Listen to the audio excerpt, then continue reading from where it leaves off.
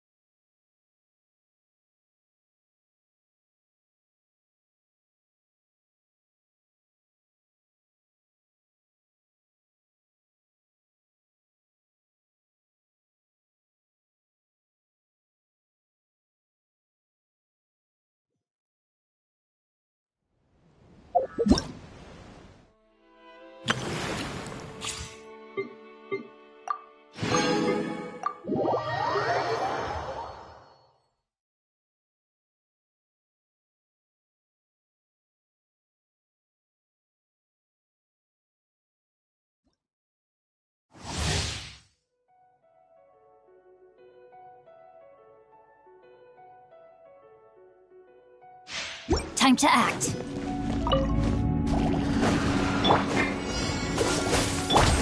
No, my sword!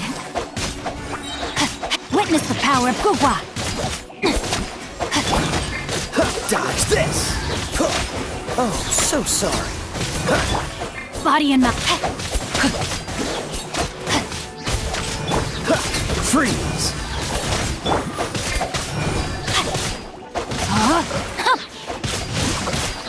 Let me weave you up. Dodge this! Don't get frostbite. Time to act.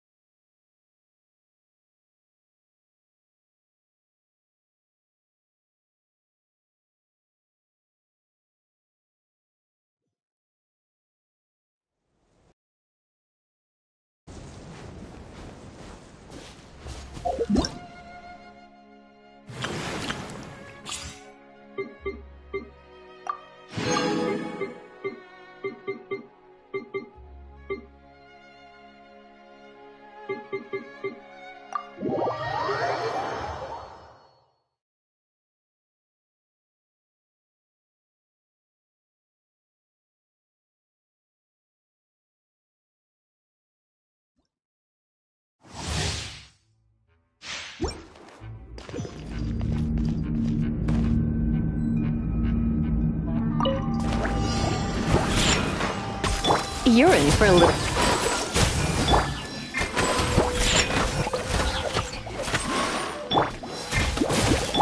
This moment will be frozen in time. Freeze! Diana Special!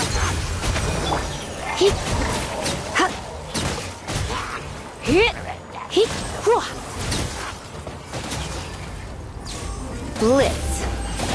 Do not frostbite. Dodge this!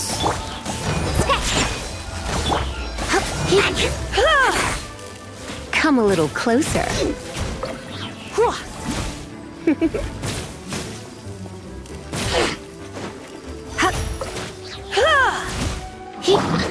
Yeah! I'm a rock! Can't handle your drink, huh?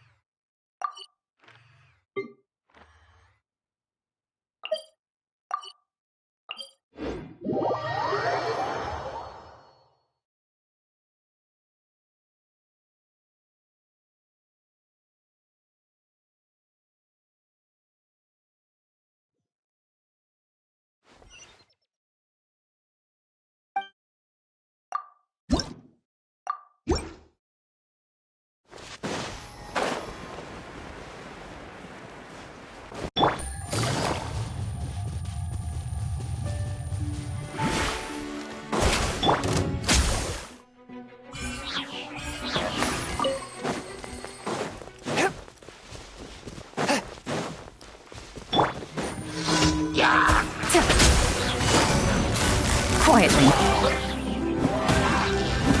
One with my blade. Transfiguration!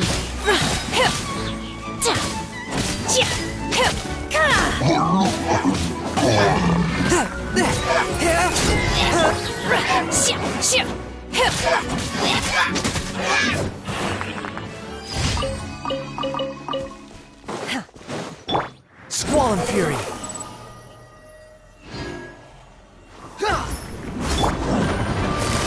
Busted. Fourth, my blade. Cryo incarnate! My will embodied!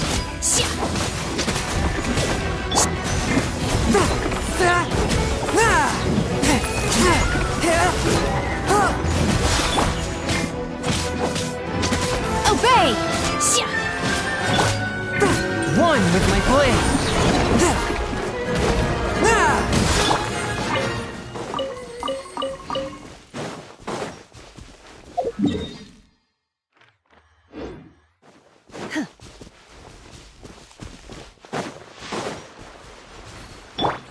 A touch of frost.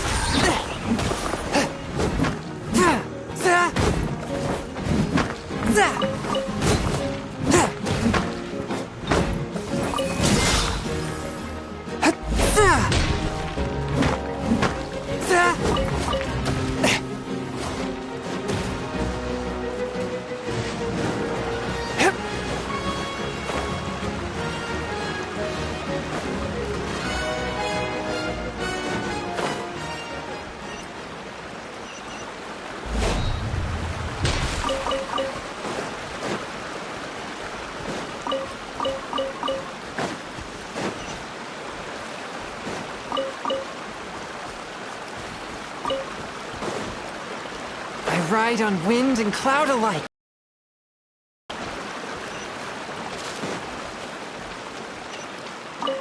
One with my blade.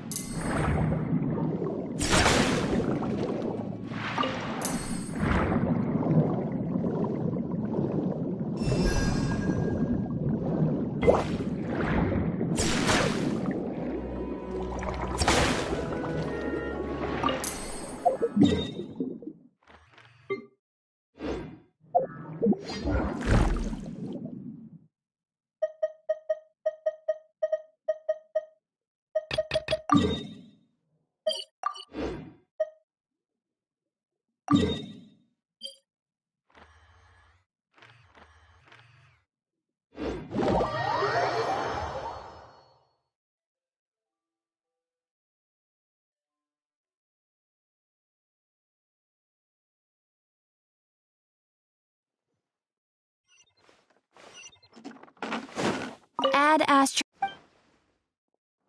I am sorry, but you have. Ad Astra Abyssal.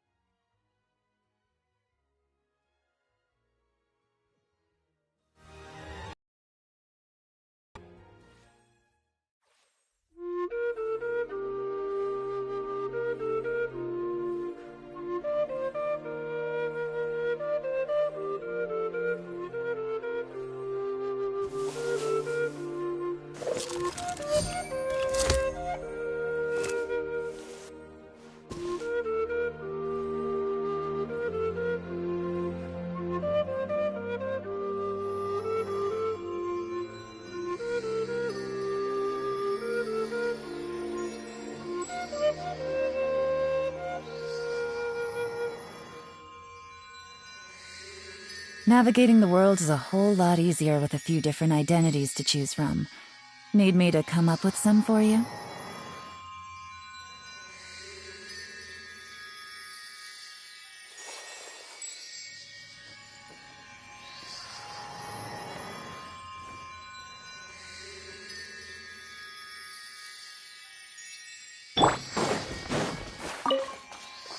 The wind rises.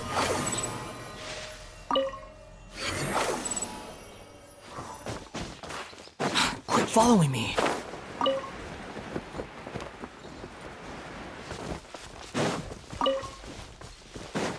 Behold! Upon the gale.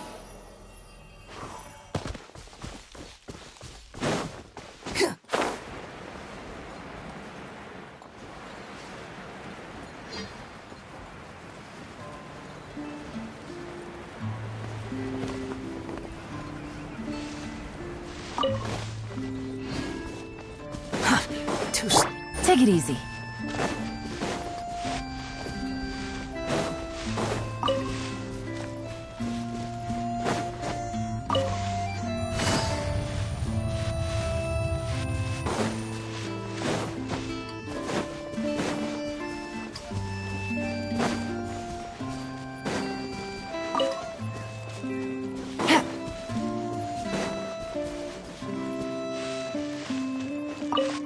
Take it easy.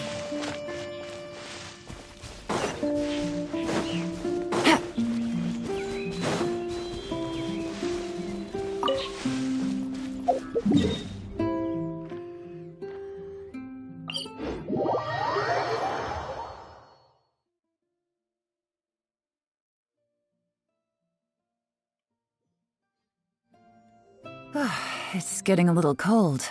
Time to bundle up. Take it easy. The wind rises.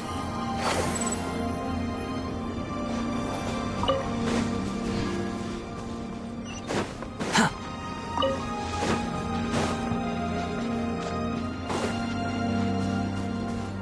Quit following me.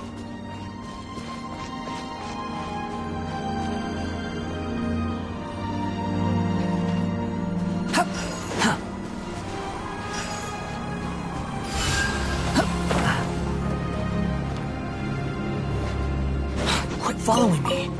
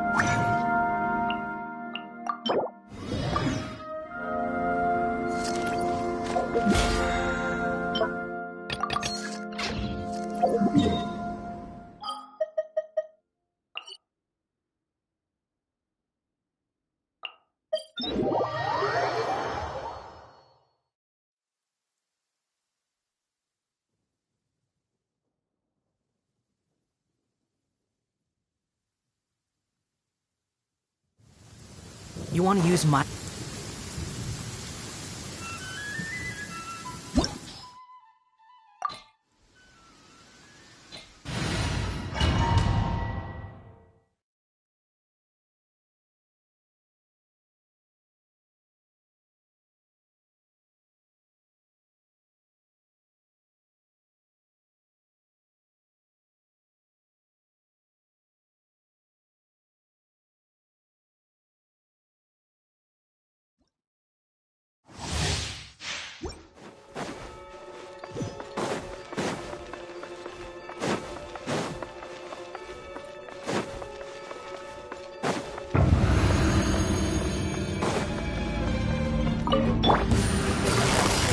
Quietly now.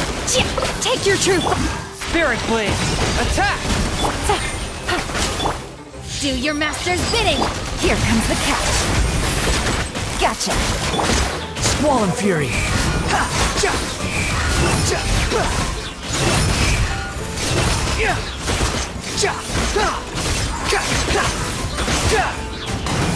Wretched vermin. Submit for judgment. 1. Transfiguration! The wind rises. How amusing. Busted. Unleash! Forth, my blade.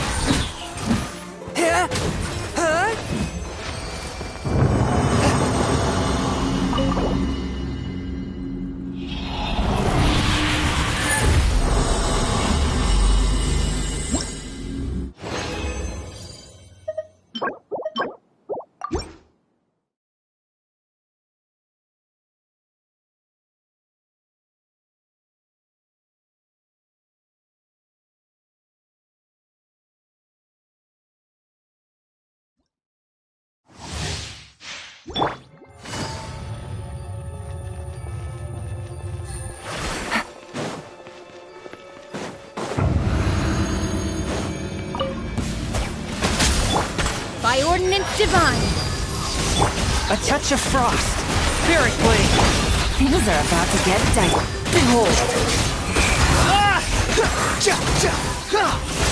Search for it. Bow your head. I'm used to this. Take it easy. Manifest! From whence you came. Gotcha. My will embodied! Cryo incarnate! But how? After all that training.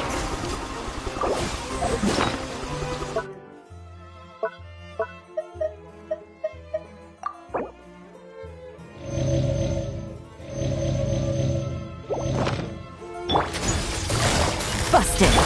Take your true form! Game's up. Fun's over. Squall and fury.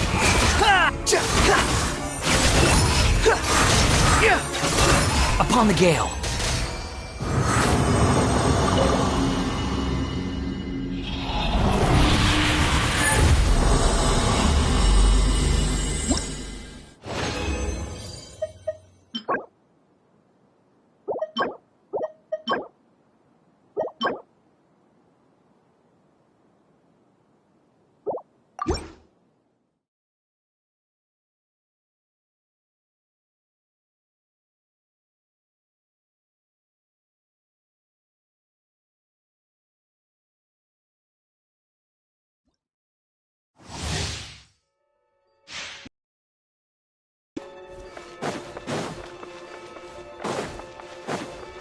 Quit following me.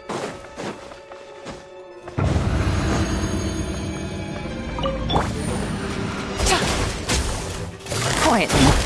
My will embodied! Spirit blade. Attack. Cry louder.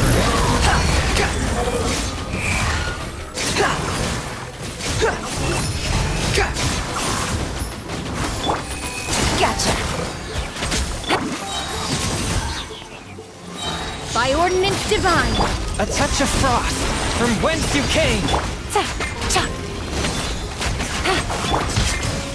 The wind rises. Quietly now. Here comes the catch. Take your true form! One with my blade. Spirit blade. Behold. Search for it. You're dead.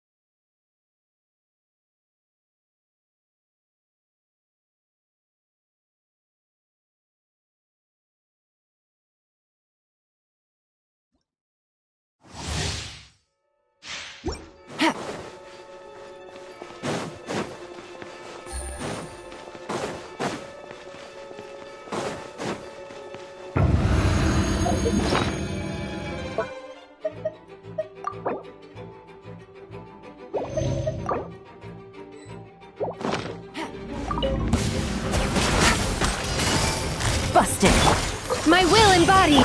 Swift and merciful. Chia! Submit for judgment. Do your master's bidding! Unsightly insects! Gotcha. Things are about to get dicey. Squall and fury!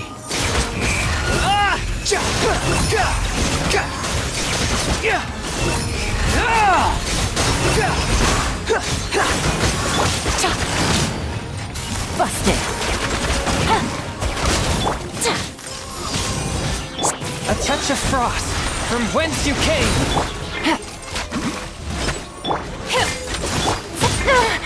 Quietly now.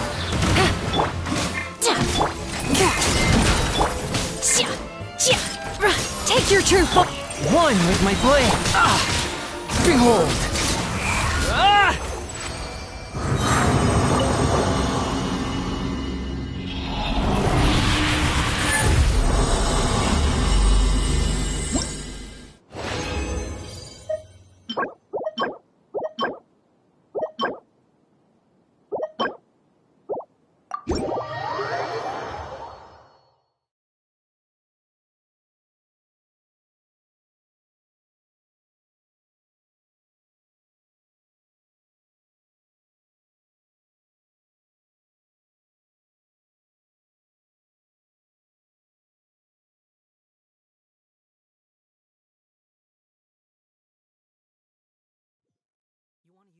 Hat as an umbrella? Huh. The audacity to even make that request.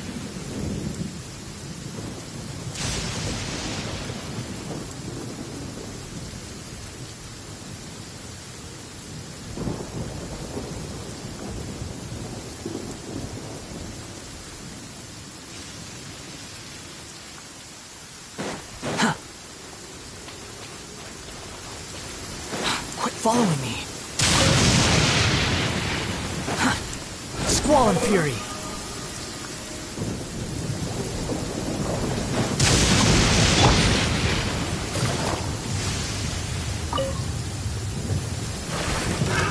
Another test subject.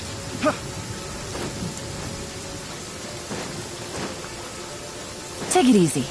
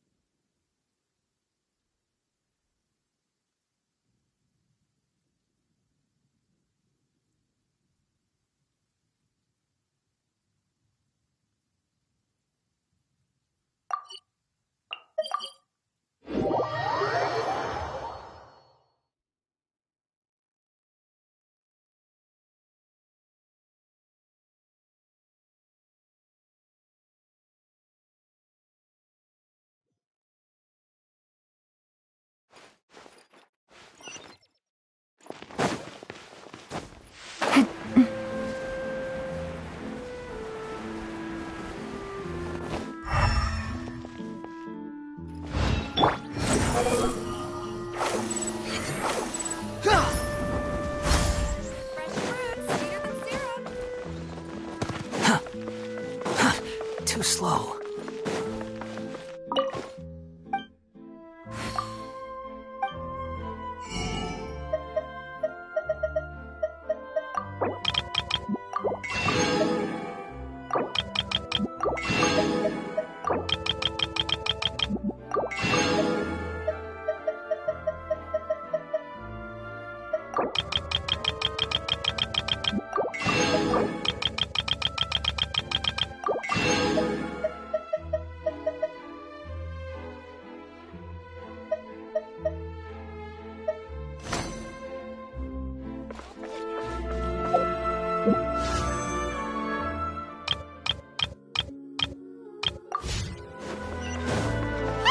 Isn't that Charlotte? We're always running into her. What's she doing this time? Oh, looks like street interviews. I see. So you believe that this warning letter was sent by the Phantom Weasel?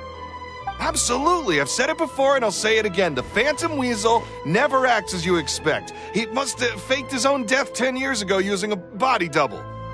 Now that he's back, I'm sure the guards who worked on his case back in the day are in for a headache, but however this turns out in the end, the one thing it won't be is boring. Couldn't agree more. As a journalist, I'm gonna get a lot of mileage out of this one. Thank you, sir, for your time. Now, whom should I interview next? Huh? Hey! What a coincidence! Fancy meeting you here. Perfect timing. So, the Phantom Weasel's latest warning letter. What are your thoughts? Yeah, this is the first time we're hearing of this one. Could you clue us in? Huh? Oh, sorry. Yes, this case is from a decade ago. I guess you wouldn't know about it. Well, not to worry. You're in good hands because I'm a professional. The story goes like this. 10 or so years ago, a phantom thief became active in the court of Fontaine.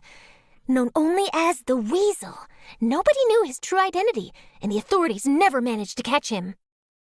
Wow, cool! He sounds like one of those mysterious night burglars that you read about in novels.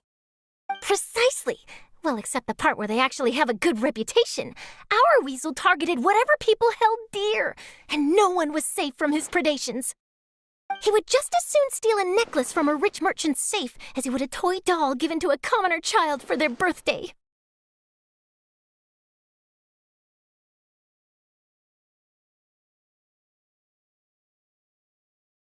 I know.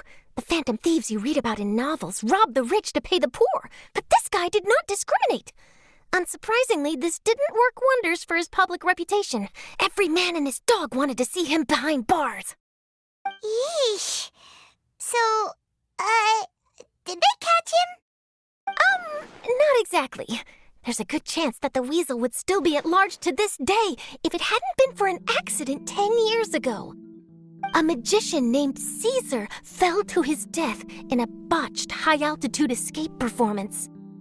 When the police went through his personal effects, they found a hoard of stolen loot and gadgets used for criminal activities. And that was how the Phantom Weasel's identity was revealed to all. Sure enough, thefts in Fontaine went down after Caesar's death. But today, 10 years on, the notorious thief has once again issued one of his warning letters and pasted it on the gate of the Opera Epiclese for all to see. I had to squeeze through the crowd this morning to get a photo as soon as I heard. Here, it's this one.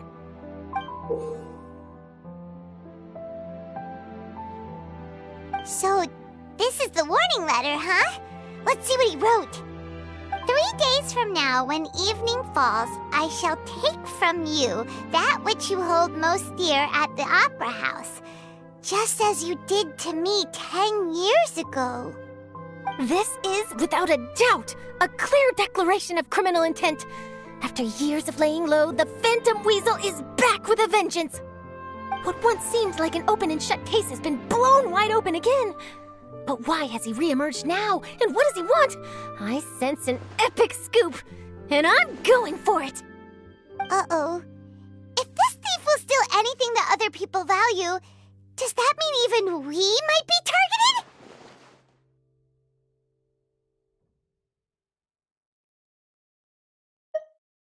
Aww. But Paimon doesn't want to get kidnapped. Well, he'd have to go through you first. You would stop him, right? Okay, the people have spoken. It's clear that the public are very concerned about the Phantom Weasel's reappearance. Let's see, I've got a photo of the letter, my interview notes. Yep, that should be enough to form the skeleton of my article. It does feel like something is missing, though. Something exclusive. Who should I interview next? I need someone with a more concrete connection to the weasel. Is that who I think it is? Lenny! Magic, magician, Caesar! The Phantom Weasel! That's it! Let's go interview Lenny!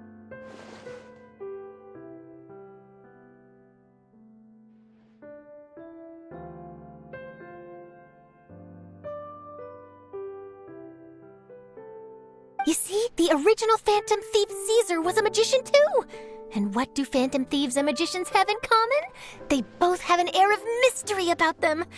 Perhaps there's a connection there. Are you serious? What sort of a deduction is that? Oh, relax. My journalistic instinct tells me that an exclusive news story is beckoning. Let's go. No time for delay.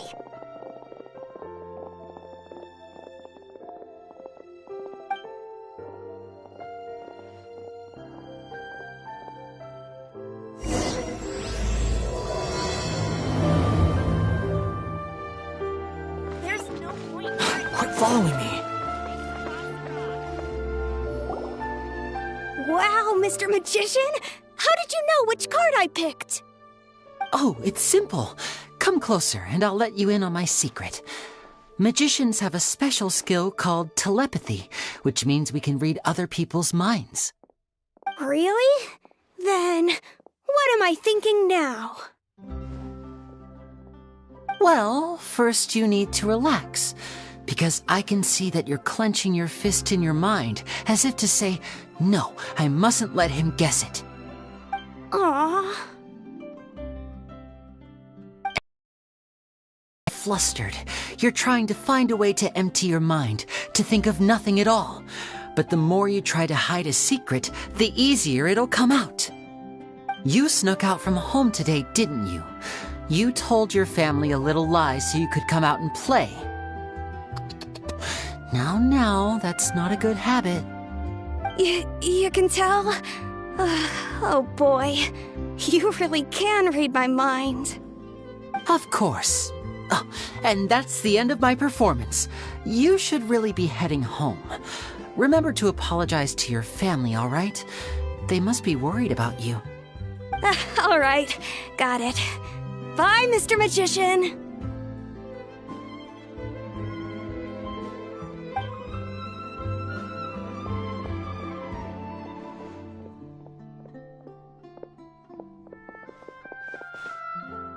Hey, Linny? Why, hello. We meet again. Are you looking for me? What's the situation? Well, why don't you guess, Mr. Telepathic? Oh, please. You didn't believe that spiel, did you? The power of telepathy is quite beyond me. I'm sure that child would beg to differ. Seemed like you were right on the money. That was nothing more than a little trickery. I made an educated guess based on his micro-expressions. That, plus the fact that he was the only kid here without his parents, and he looked as guilty as sin. He made it easy for me. You guys, on the other hand, let me guess. Don't tell me you're here for the Phantom Weasel, are you? Wow, got it in one! Is this more of your trickery at work? Wait, really? No trickery this time. It was pure luck. His warning letter's been the talk of the town, so I figured that maybe you were asking around about that. Bingo! I plan on writing a column reporting on the latest news about the Phantom Weasel. So, Linny, what are your thoughts on this infamous thief's reappearance? To be honest, it makes me angry. Angry? Why? You read his letter, right? The Phantom Weasel claims he's planning something in 3 nights' time at the Opera House. That's the night I'll be performing there. Huh. What are the chances? Wait a minute, you don't think he's after you, do you? Well, if he is, then his warning is clearly a direct challenge to me personally. And if he's not, then it's still going to be a huge headache for me. The mere mention of the Weasel's name is enough to scare people off. So once the contents of that letter get out, barely anyone will be showing up to watch my show. But I've been preparing for this for a long time. I'm not about to let him ruin my big day. This leaves me with only one choice. I have to expose the Phantom Weasel's identity before the show begins. Really? So what you're saying is, we might get to see a live duel between a famous magician and an infamous thief? Wow, this has exclusive written all over it. To be honest, I'm not sure if I'll emerge the victor. The Phantom Weasel is a notorious crook, infamous for his inscrutable methods. You're being far too modest, Linny. I think your magic tricks are even more inscrutable than those of a thief. Thanks for the compliment, though I have to say I don't care much for the comparison. A lot of people liken magicians to thieves because we both have the ability to make things disappear without the person noticing. But there's an important difference that these people overlook. Allow me to demonstrate with a quick magic trick. Here, I have a flower, just an ordinary flower that was picked not long ago. Watch it carefully now. 3, 2, 1. It's gone! That's the question. Where did it go? Therein lies the difference between us. Thieves make precious things disappear, but only magicians make them reappear.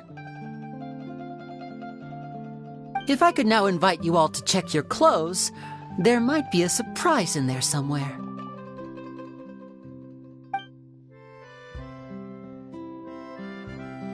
A surprise? Let me see!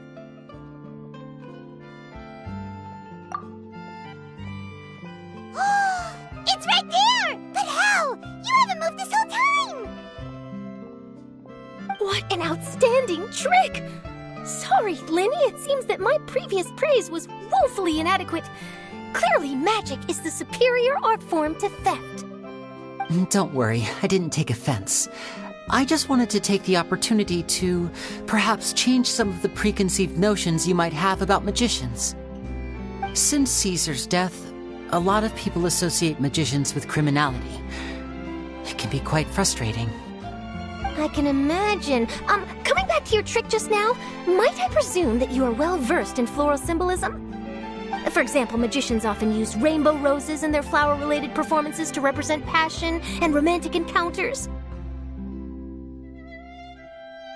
But you used a Lumidu spell, which, if I'm not mistaken, allude to separations. I'm curious to know if there was any deeper meaning behind this choice? Impressive knowledge. It's no wonder you're such a successful journalist. But I'm afraid I don't know the first thing about floral symbolism. I'm just in the habit of using Lumidu spells in my magic. It sounds like something I should look into, though. I'll buy myself a copy of Fontaine's Floral Language Facts when I have some time. But it'll have to wait until this phantom weasel business is behind us. Well noted. In that case, this brings us to the end of our interview. I, for one, am looking forward to the final showdown between you and the thief. Please feel free to get in touch to update me on any further developments. Otherwise, I will of course see you at your show in 3 days' time, but let's hope the Phantom Weasel is caught by then. If there's nothing else, I'll be off. You've given me lots to work with here, and I've got no time to lose if I want to write that exclusive piece. I'll see you all later.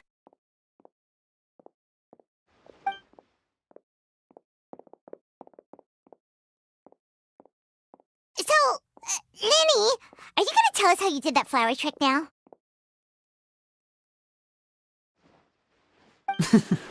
I'm afraid that's my little secret. Aww. Well, magicians are entitled to their secrets. But Paimon's really itching to know how it's done. You feel it too, right? So itchy! Not so itchy then, huh? Well, since you're so concerned, how would you like to serve as my temporary magician's assistants and help me investigate? Magician's assistants? Oh, that sounds fun! Assistants are technically magicians too! Also, it'll bring us one step closer to figuring out how that darn trick is done! Shall we go for it? Excellent. Thank you for putting your trust in moi. The first thing we need to look into is who Caesar really was. If he truly was the Phantom Weasel, that means that the weasel is dead, and whoever wrote this warning letter is just a copycat criminal. But if he wasn't the weasel? Well, that'll make things more interesting. It would mean that the weasel lives, and he's been laying low all this time in some corner of Fontaine. And if we're investigating Caesar, his fiancée Gemma is a good place to start. Word is that she visits the cemetery often, so I asked Lynette to wait for her there. We should make a move. Let's go and rendezvous with Lynette.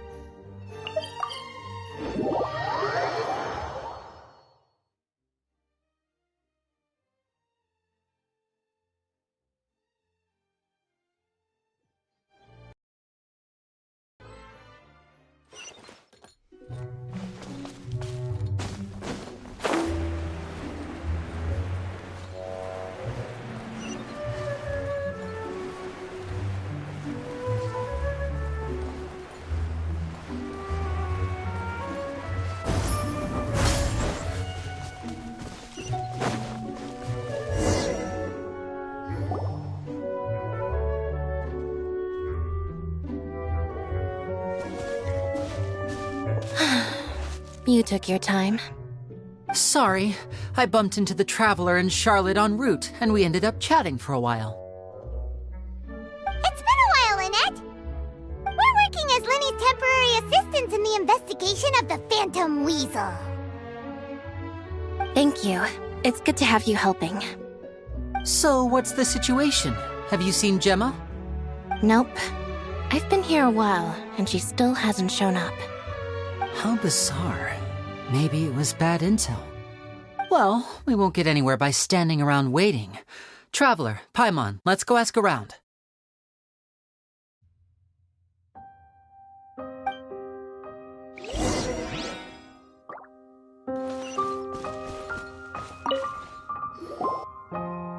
Excuse me, good sir. Do you by any chance know a Gemma? Gemma? You mean Caesar's fiancé? Sure I do. What's this about? I'm just trying to get a hold of her because I need her help with something.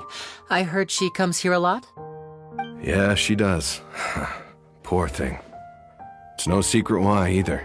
She's heartsick. Ever since Caesar passed away, she's been coming here once every week to clean his grave.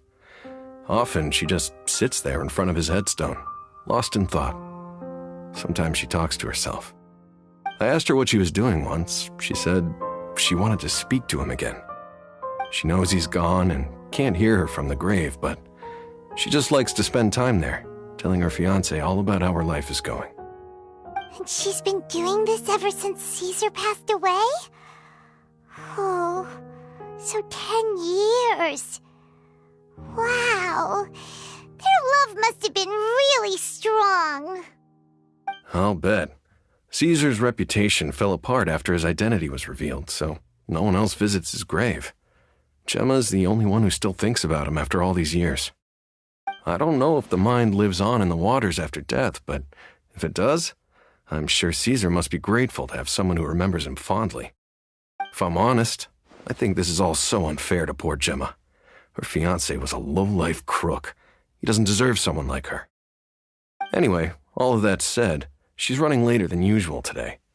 Normally, she'd be sitting in front of his grave by now. I wonder if she's okay.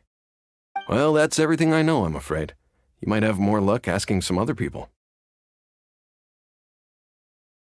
All right, well, thanks for sharing all of this with us. We'll keep asking around. You're welcome. I just hope she'll be able to move on one day.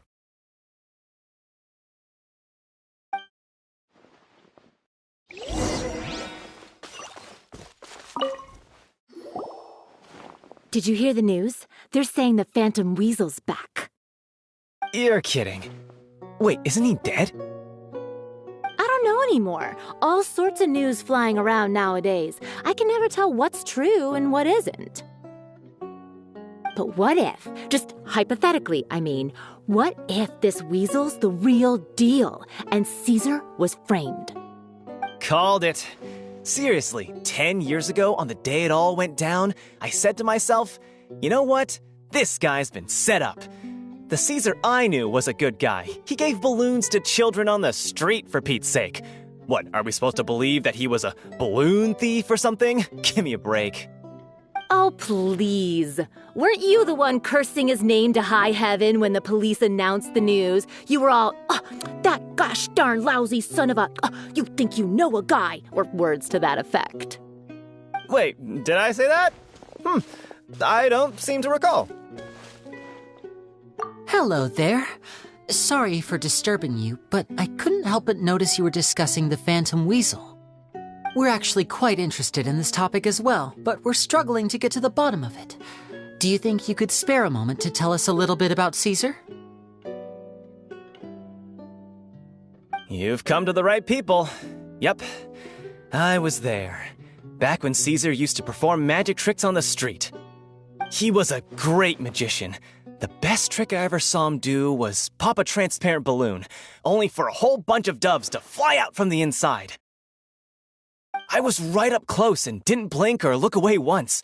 But for the life of me, I still don't have the faintest clue how he pulled it off. Really incredible stuff. I saw him perform too. He always used to bring some gifts along for the kids who came to watch his show, and he'd hand them out after he was done. Sometimes he even got the kids to write their wishes down, and then he'd make the items on the wish list appear in his next show. Huh. He doesn't sound like such a bad guy. But after he died, there were also rumors that he used the wish list to find out what was precious to people, with the intent to steal it later. As I'm sure you know, the Phantom Weasel would steal just about anything from anyone. Whatever the case, now that the Weasel is back, Caesar's become a hot topic once more. I bet Gemma must be pleased. If Caesar's name gets cleared, maybe it'll finally give her some solace after all this time. No, speak of the devil. That's her over there. If you've got any more questions about Caesar, she's definitely the one to ask.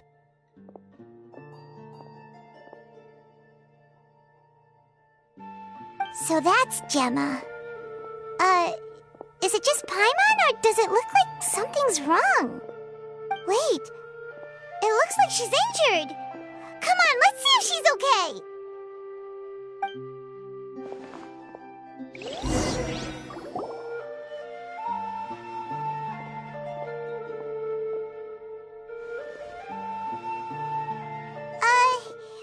Hi there. You're Gemma, right?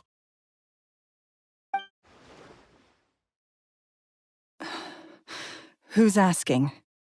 Don't be afraid, we mean no harm. It looks like you're injured. How bad is it? Thanks for your concern, but you didn't answer my question. Who are you, and what do you want with me? My name is Linny, and this is my sister Lynette. My name's Paimon, and this here's the Traveler. We're investigating the Phantom Weasel.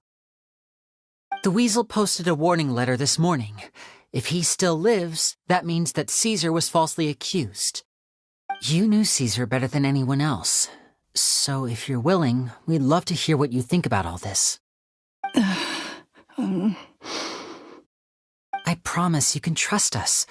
We won't hurt you. In fact, we'll do all we can to keep you safe. I never believed that he was the Weasel. Huh. I suspected as much. Okay, so going back 10 years, do you remember anything strange in the weeks leading up to the accident? Did Caesar have a falling out with anyone, for instance? No, not that I know of. Got it. All right, sorry for disturbing you.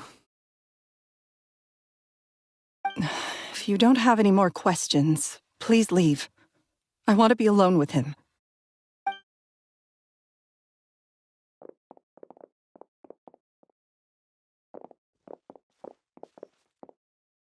Judging by the look on her face, there's definitely something fishy about her. She's lying. She definitely knows something. That's fair. We're just a bunch of strangers who showed up and started questioning her about things that happened a whole decade ago. It makes sense that she'd be wary around us. In any case, I doubt we'll get any further here, so let's call it a day. Meet me outside Hotel de Boer tomorrow, and then we'll start the next step of our plan.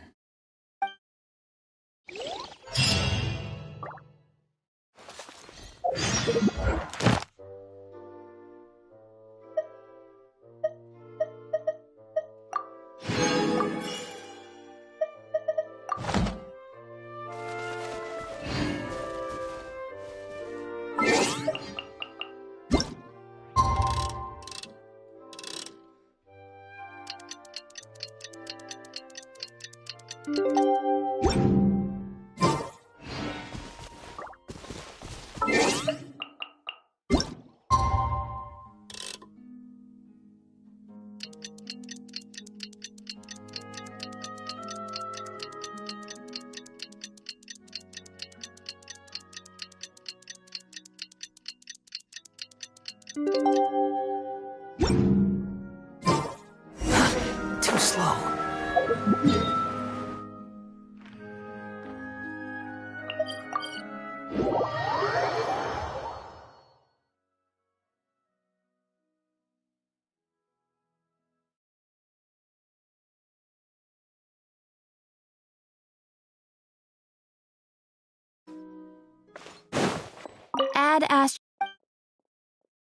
Thank you for completing today's commissions.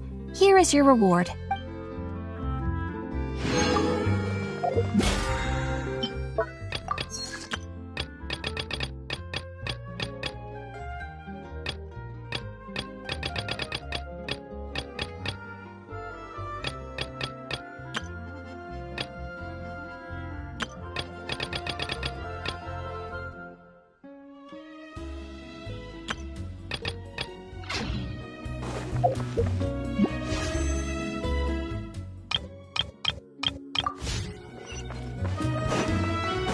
Behold!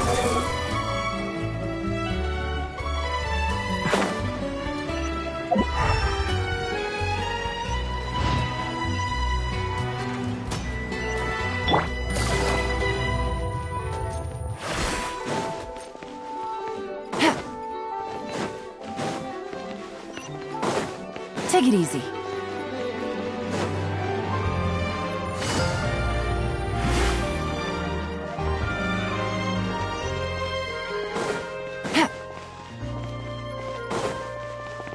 Squall and Fury.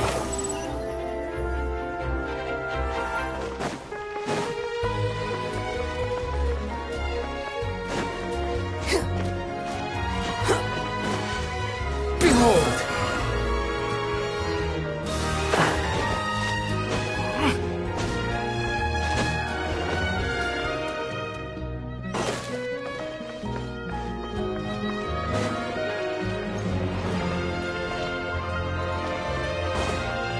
Quit following me.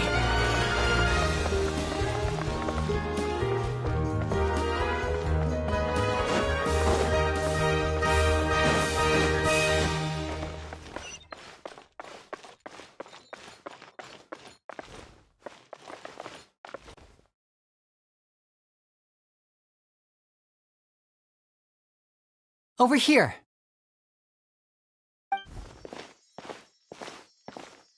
Lynette's not joining us today? I've had her follow Gemma and see if we can make any inroads with her. They should be at a cafe right now. Still, I don't think that Gemma's likely to open up to us. So, we need a contingency plan. Today, we'll be looking into a guy named Lorenzo, Caesar's former pupil and assistant. When Caesar passed away, all the stolen goods discovered in his home were confiscated and returned to their rightful owners. But Lorenzo was the only one privy to all his magic secrets, and he inherited his craft. Before long, Lorenzo was the next big magician in town, his fame surpassing even that of his master, and it made him very wealthy. He's since left the magic scene, though, and these days, he's a wealthy businessman with his fingers in a lot of different pies. I had to pull a lot of strings, but I managed to get him to agree to a couple of drinks with me. Be warned, though, I hear he's got a hair-triggered temper. We'd best be careful.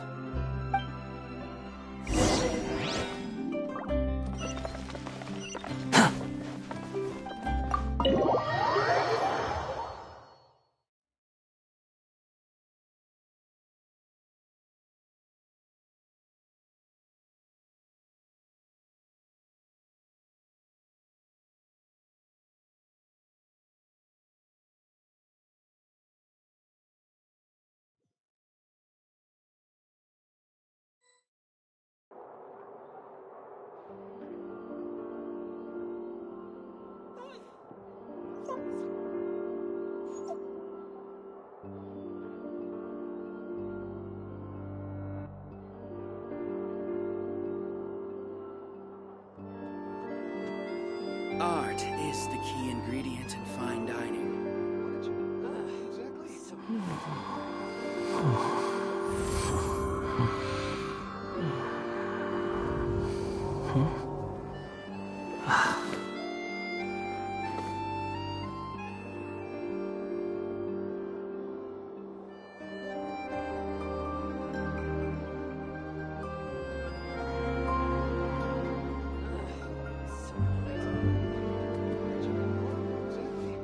Art is the key ingredient in fine dining. You think I've got a sharp tongue?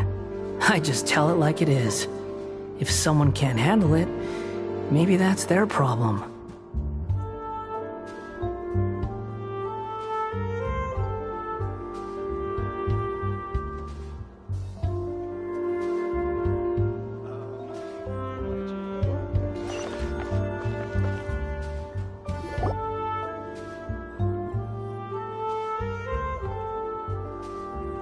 You neglected to mention that you were bringing 2 other people with you. My apologies. These 2 are my assistants. When they heard that I was meeting with the former magic maestro himself, they begged and pleaded with me to bring them along. And if it's no trouble, a couple of autographs would really make their day. Oh, forget the pleasantries, just sit.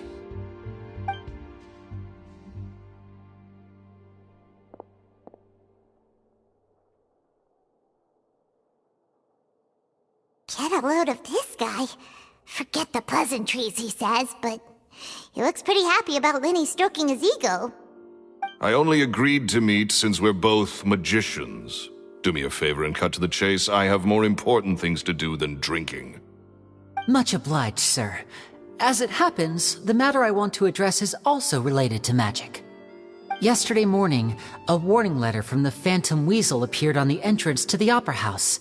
He claims to be planning something for the same evening that I'm scheduled to do a magic show there. As such, I believe that I may well be his target. I have to get to the bottom of this to ensure that my show can go ahead as planned. Naturally, any investigation into the Weasel starts with a few questions about Caesar, who... What is there to investigate? Caesar was the Weasel and he's been dead for 10 years. So what if some sick creep thought it'd be funny to write a warning letter? It changes nothing. Are you trying to tell me you actually bought it?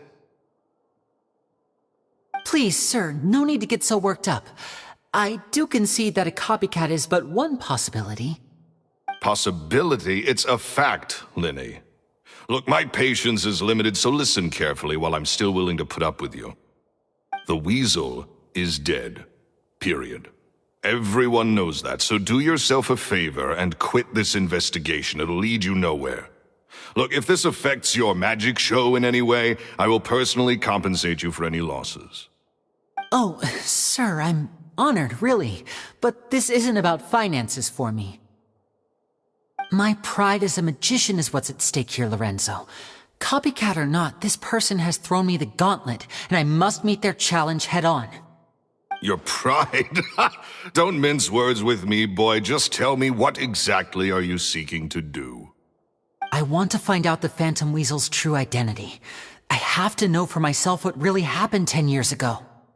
What would that accomplish? And what do the events of 10 years ago have to do with you, anyway? Look, you of all people should know that a magician never reveals their secrets. And in any case, dead men don't talk. So if you really care about your magician's pride, then you'll forget about Caesar and move on. Uh-oh. This is getting awkward. Lorenzo? Is that? Oh, it is you! I know that big, booming voice anywhere. What's up, my man? Want to grab a drink with me? Another day, I'm busy. Oh, come on. You can't be all business all the time. You know what they say? Live fast, die young. You gotta learn how to kick back and relax once in a while. If I wanted your life advice, I'd ask for it. Now get out of my face and go be drunk somewhere else. Sorry, my good sir. I don't believe I've had the pleasure. Oh, hey! Edmondo. He and I are business pals. We worked together a bunch of times. This is your first time meeting him? Oh, he's always like this. Foul-mouthed and hard-nosed. Never heard a kind word out of this guy the whole time I've known him. And he wonders why he can't get a girlfriend, despite being, what, pushing 40, 30, something? Anyway, point is, a lot older than when he first got rejected by the girl he was into. And he's still into, from what I hear. Shut up and get out of my face. Another word out of you and you can forget about doing business with me ever again. Do I make myself clear? Sorry, I may have had a little too much to drink. All right, I'm gonna leave. Don't work too hard.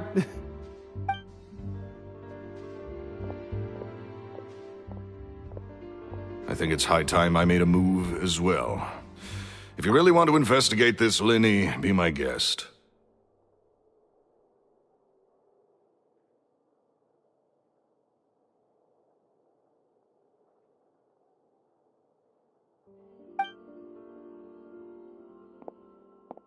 But if nothing good comes of it, don't say I didn't warn you.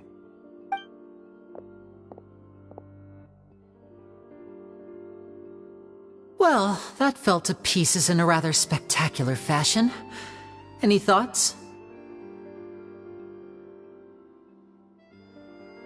Totally. And what was all that about compensating you for your losses? Why would someone you just met make an offer like that? He's gotta be hiding something. And not like Gemma. She was a little suspicious, but this guy's definitely covering something up. I think so too. We need to look into Lorenzo more closely. That guy Edmondo seems to know a thing or two about him. He only just left. Let's see if we can catch up with him.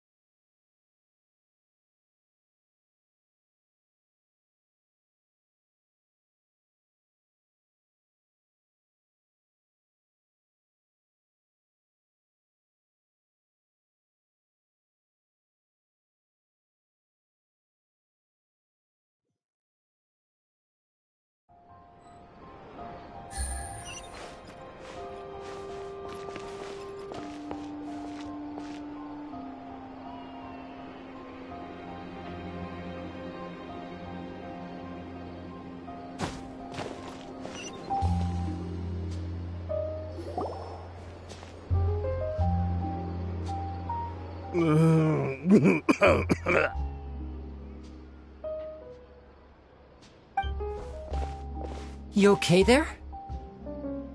Who are you? Oh, it's you guys. Don't worry about me. I must have had one too many. I just need to ride it out. I say way too much back there, didn't I? Yeah, I nearly talked myself into complete financial ruin. Note to self, no more drunken chats when Lorenzo's around. So, he was serious about threatening to cut you off? Paimon knew he was a bad egg! Hey! Keep your voice down. Don't go prying into Lorenzo's personal affairs. Bad things happen to people who ask too many questions, or make an enemy out of him. What kind of bad things? Don't even ask. I'm sorry, I'm gonna have to cut this conversation short. I'm not crossing that line again. And take it from me, trouble with Lorenzo is one thing you don't need in your life. You saw him flare up back there. I don't know what you said to him, but clearly it touched a nerve. That's not a good sign. You're too young for this. Don't get in over your head. I'm leaving.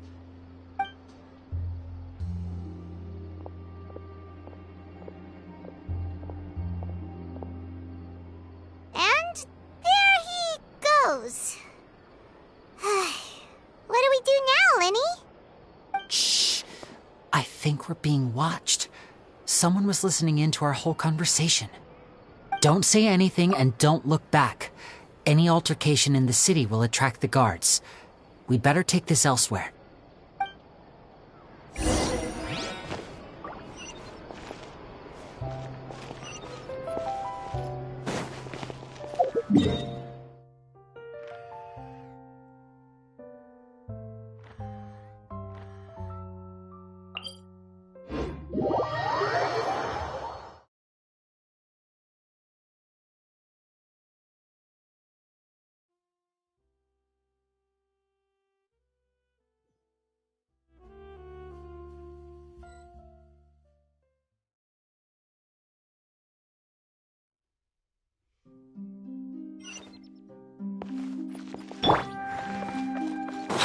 following me.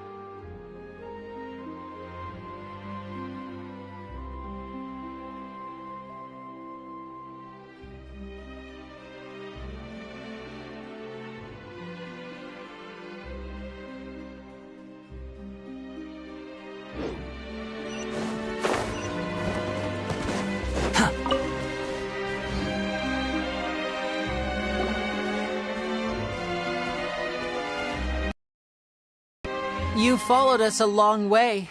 Why don't you come out and introduce yourselves? So you're Linny. And where's your sister? Ain't she with you today? Save us the trouble and go fetch her for us. Let's not drag this out. Paimon doesn't like the tone of your voice, mister! Who sent you, huh? Save your questions, missy.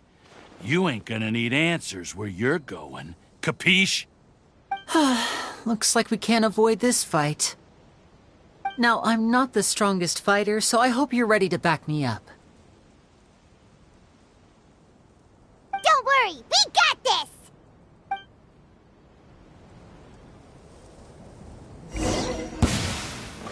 Now disappear!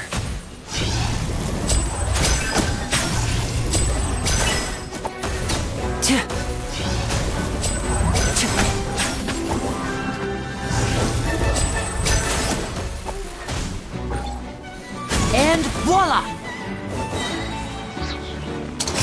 Let's get this show on the road! Curses. They're tougher than we thought. Vision wielders are always trouble. Intimidation ain't gonna work like it did on the lady. Come on, let's scram! Hey, wise guys! We ain't through with you yet! Oh, they got away! Did you catch what they said just before they left? Something about intimidating someone else. Sounds like they just wanted to rough us up as a scare tactic, and they've already done it to someone else, but who? You're right. She was injured when we saw her yesterday, and she acted like she had something to hide. Maybe she was too scared to tell us the truth because those guys had threatened her. Well, if that's the case, she should be more willing to open up to us once she learns that those thugs won't be bothering her anymore. Let's head back to the cafe and see if we can get any information from her.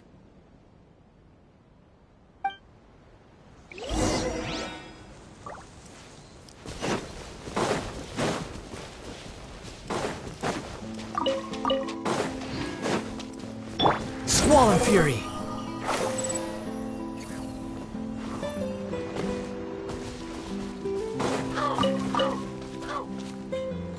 Behold!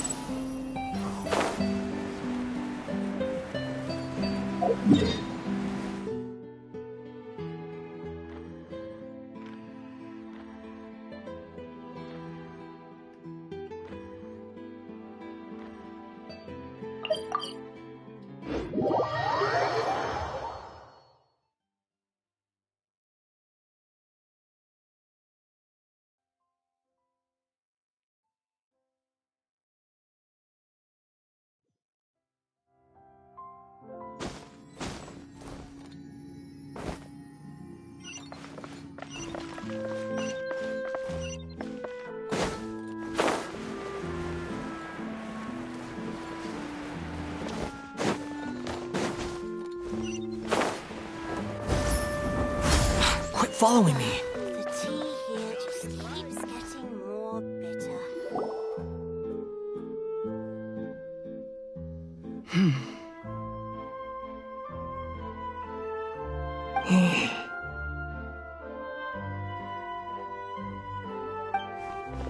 Gemma? You again. What is it this time? We just ran into the men who've been threatening you, and we gave them a taste of their own medicine. So, you can relax now. We're here to protect you. What? Why? I didn't tell you anything. Why would they come after you? Sounds like they're no strangers to you. That's putting it mildly. I know them all too well, and I hate them with every fiber of my being. It's been 10 long years, and still every time I try to look into Caesar's death, they show up and warn me not to do anything stupid. How do I know I can trust you? Do you really think you can get to the bottom of it all? And why are you doing this? I'm afraid I can't reveal all the details just yet, but I can promise you this. I will expose the Phantom Weasel's true identity. Because you see, this is a personal matter of the utmost importance. I give you my word. Trust me. Okay. How can I help you? I've heard that Caesar used to have a magic workshop where he kept a lot of his personal effects. If possible, I'd like to take a look at them. Do you know where it is? The Fleuve Sonde.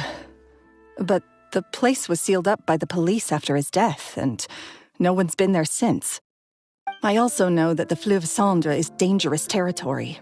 Lots of hostile... If you're serious about going there, please be careful. Understood. Lynette, you stay here and take care of Gemma. Don't let her come to harm. Got it. But if I'm staying here, I'm ordering dessert. I mean, bon appetit. But stay sharp, too. They're likely to come for you while I'm away. Okay. Alright. Power saving mode off. I'll start taking this more seriously now.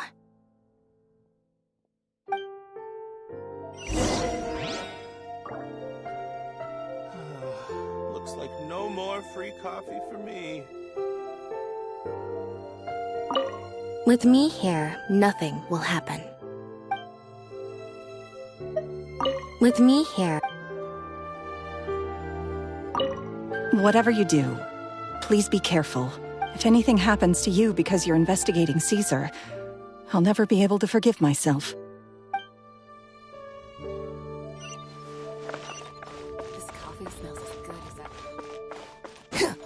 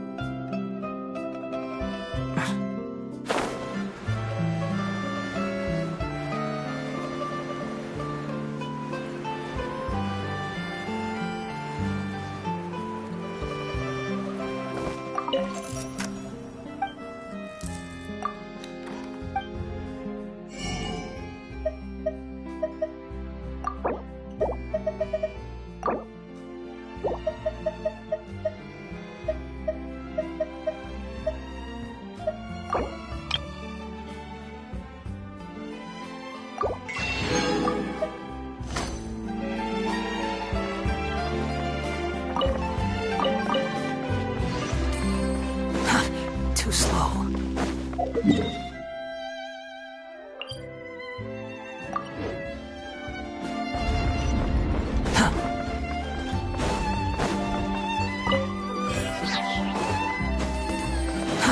Too slow.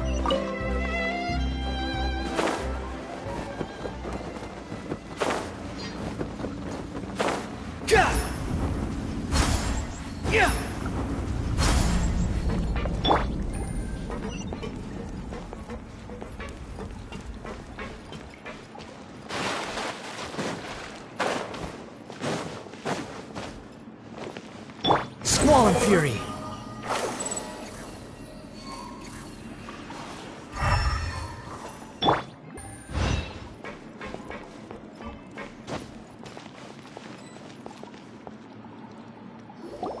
If Gemma gave us the right location, then the workshop should be right nearby. Huh. Looks like these boxes are blocking the entrance. Let's shift them away first. There we go. It should be just down here.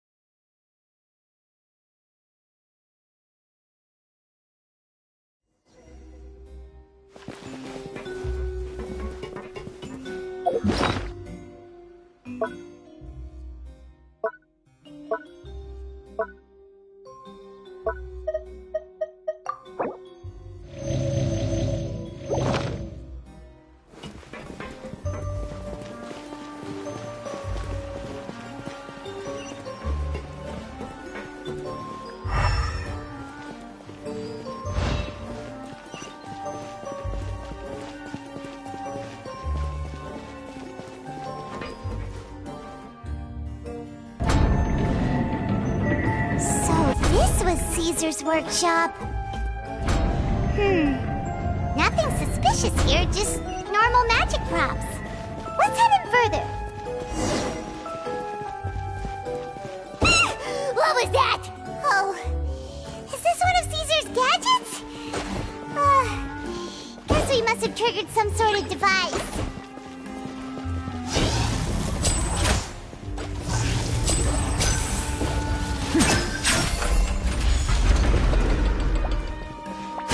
Right up.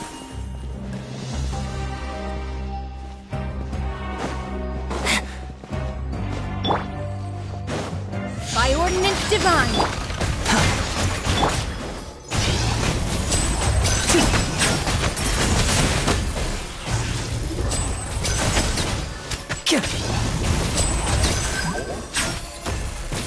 Whoa. Look. The doll in the box is glowing.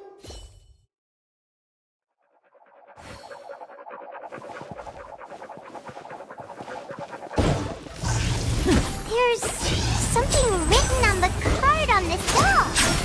Let's take a closer look.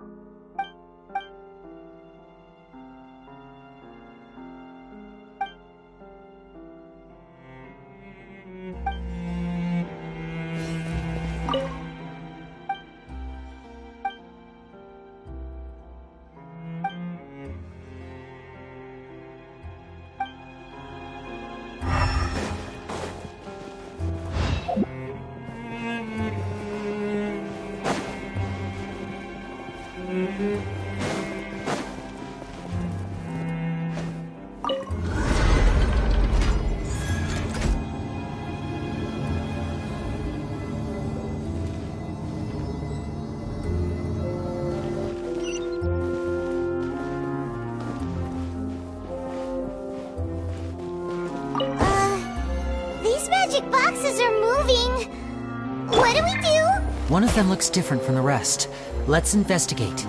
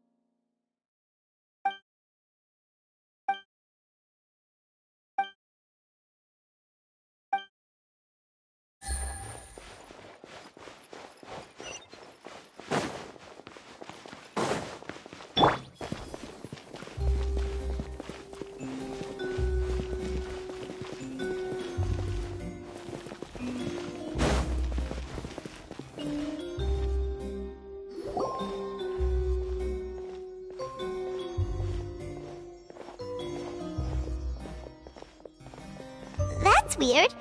Have we reached the end already? There's nothing here. Maybe this was a wasted trip. This place seems a little too ordinary for a magician's workshop. There's a distinct lack of mystery. We've triggered quite a few devices on the way here. I'm starting to wonder whether Caesar built this whole place as one big, elaborate magic contraption. If so, then there must be more to this place than meets the eye. Maybe a hidden room somewhere. Aha! If I just move this book, then hopefully... and... presto! A secret passageway! How did you know? I'm a magician too, and apparently great minds really do think alike. Looks pretty big inside. Let's head in and take a look around.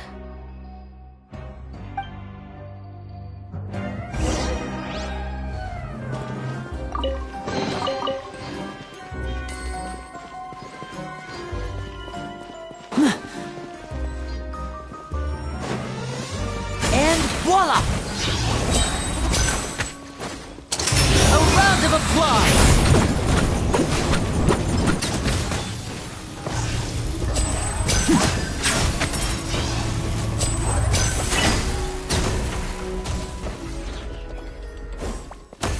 Now disappear!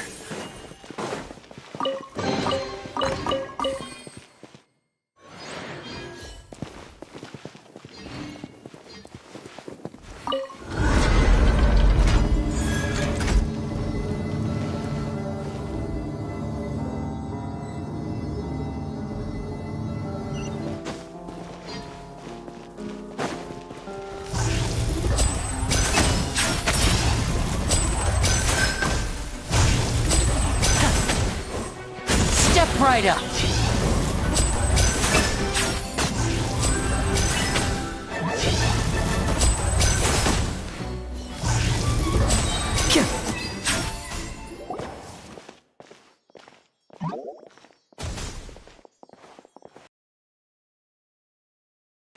Why have you stopped, Lenny? Is there some device in that box?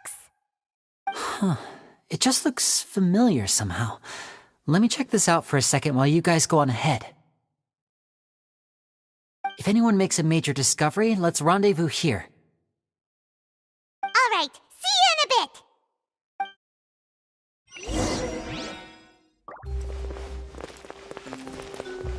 bit. The placement of this device inside.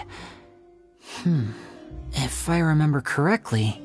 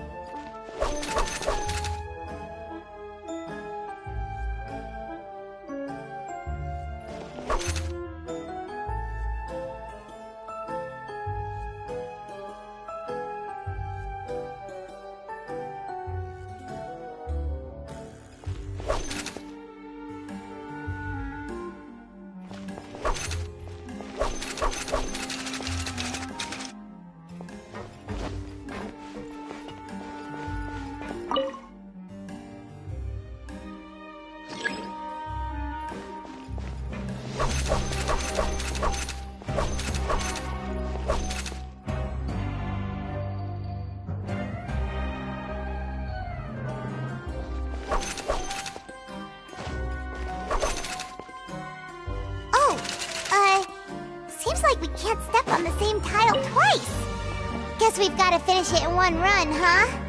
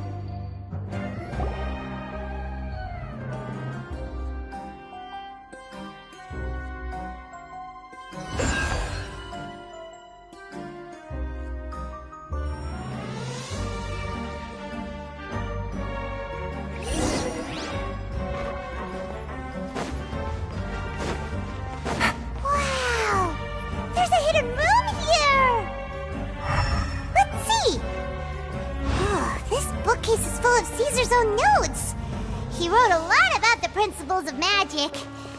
Whew. Much too advanced for Paimon. Hey, look! Is that Caesar's diary on the table?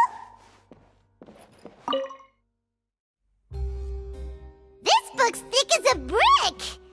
Let's take a peek inside it, shall we?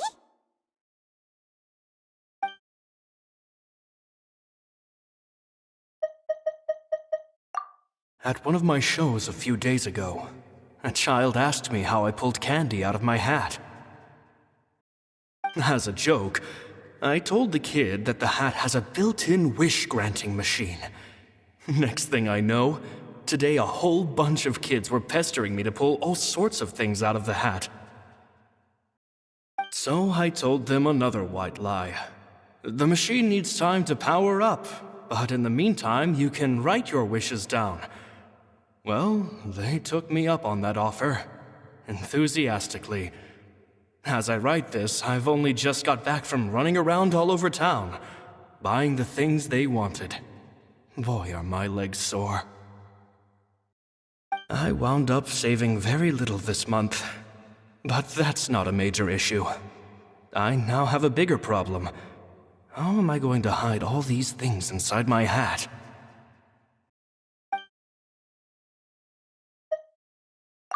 Two children came to talk to me after today's show. I don't know why they were out on their own. They looked much too young to be unsupervised. I do hope they got home safely. Anyway, they said that they wanted me to teach them how to do magic. It's not uncommon for children to ask this, of course, but I've never seen any of them as serious about it as these two. I told them that learning magic is very hard work, but that didn't faze them at all. It's like they already knew. They seemed so committed. I couldn't turn them down.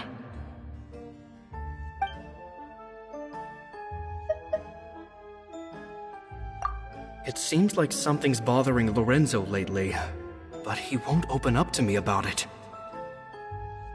Surely he's not upset that I agreed to teach those two children. I'll have to talk him around. I have a good feeling about those kids. They're naturally talented, and it seems like they're not new to the world of magic. They have all sorts of fantastic ideas. All I'm really doing is helping them develop a more professional standard training plan. They wanted to call me Master, but I told them they absolutely mustn't. Any magician worth their salt could have taught them what I have. They're the geniuses here. Compared to them, I don't deserve to be called any sort of master.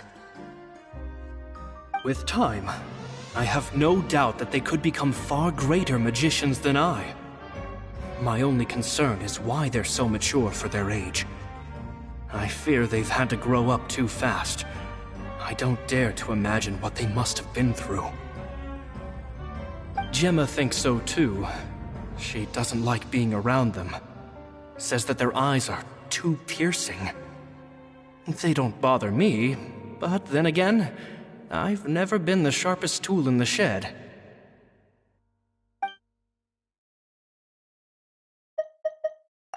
It's nearly time for me to go on tour. I asked the two kids if they'd like to come with me, but they shook their heads. I once overheard them talking about their father and their mission. Sounds like their parents have other plans for them. I guess we'll be parting ways soon. It's only been 10 days since I first met them, but I think that I've gotten a feel for their personalities now. They're very tough, but also very cautious, and they trust no one but each other. This, I fear, is not a good habit to have. They hide things from me too. For example, when I asked them where they live and why they wanted to learn magic, they lied. That's the thing about children. Whenever they're trying to cover something up, it always shows somehow.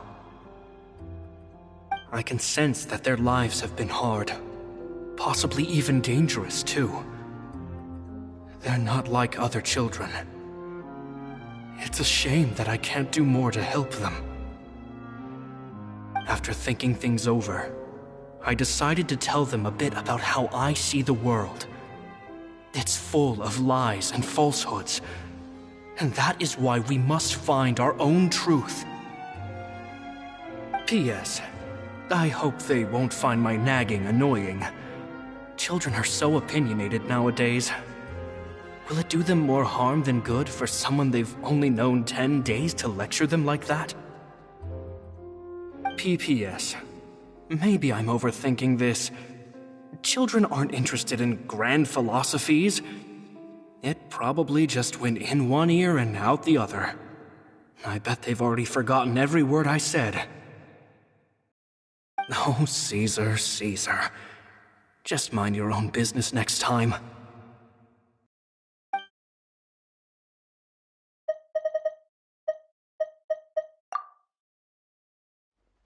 Two magic geniuses with a father and a mission, huh?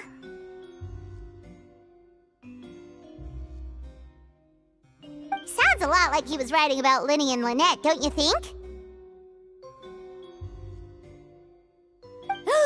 So did they meet Caesar when they were kids? Let's go ask Linny!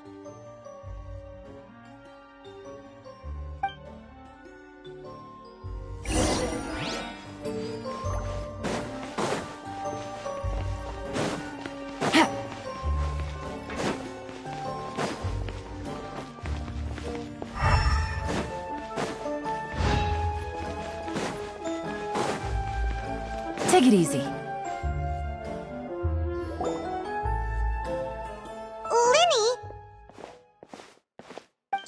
Hold that thought. As I expected, there's a lot of fishy things going on in this place. Fishy? Uh-oh, what have you found?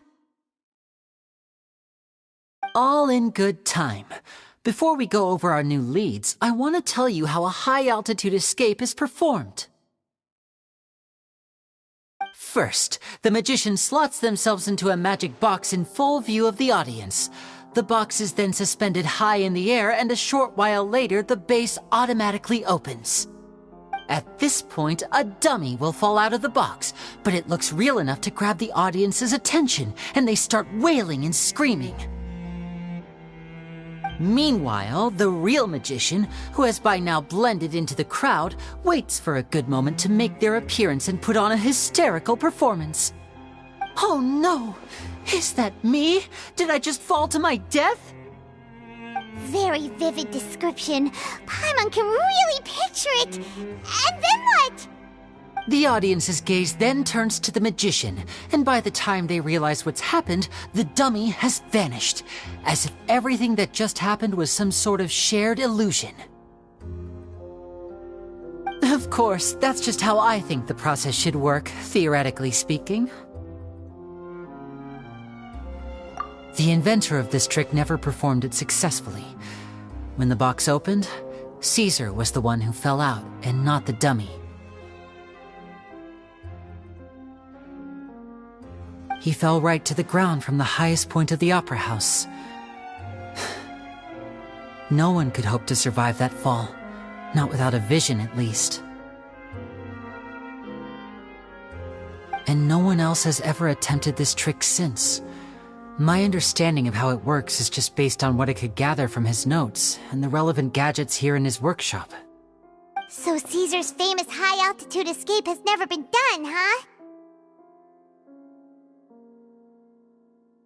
Paimon was about to say how cool it would have been to see it in person, but if it's that dangerous, it's probably for the best that no one else tries to do it. Wait a second. So if a dummy's supposed to drop out of the box, then where does the real magician go? How does he get out? Glad you asked. That brings us to the secret of said box. This box right here is the one that Caesar constructed himself to use in the performance, and it's not as simple as it looks. Inside, there's a device that only the magician himself would know about. Once the magician's inside and the box is lifted up into the air, the audience's view of the box is fixed at a certain angle. From where they're standing, they have a clear view of the front, sides, and bottom, but the back and the top are now no longer visible. At this point, the magician presses a button inside the box, opening a secret door out of view. He then escapes through this trap door onto the opera house roof, waits for the dummy to fall and distract the audience, and quietly returns to ground level. That's way simpler than Paimon imagined. Even Paimon could probably do it. Well, there's a little more to it than that, of course. The hardest part of this trick is controlling the audience's mood and reactions. That takes an exceptional degree of showmanship. There's the falling dummy, the miraculous reappearance, the pompous performing. Maybe the magician would even have themselves tied up before it begins to strengthen the impression that there's no escape. Many days and nights of careful research and painstaking practice would have gone into this, all culminating in a performance just a few minutes long, but one that still manages to transform the shock and grief of a tragic accident to the joy and laughter of a mesmerizing magic trick. Caesar was a highly accomplished magician, but unfortunately, even he didn't manage to pull it off. So, how did it go so wrong? You said you found some fishy stuff here. Have you figured out what really happened? I can make a pretty good guess. I looked into the case files. The magic box Caesar was using at the time of his death had the secret button I mentioned positioned on the right-hand side. And, sure enough, he always used his right hand as his dominant hand in public. Okay. Nothing suspicious there. But here's the strange thing. Most of the devices in this workshop have the mechanism on the left-hand side, including this box right here, which leads me to believe that Caesar was in fact left-handed.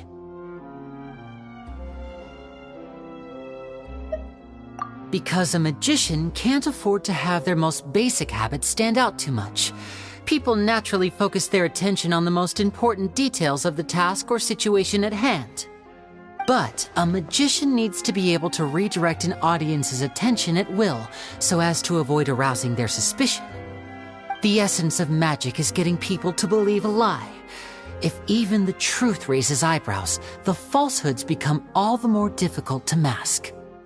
And so, Caesar trained himself to use his right hand to align with his audience's expectations.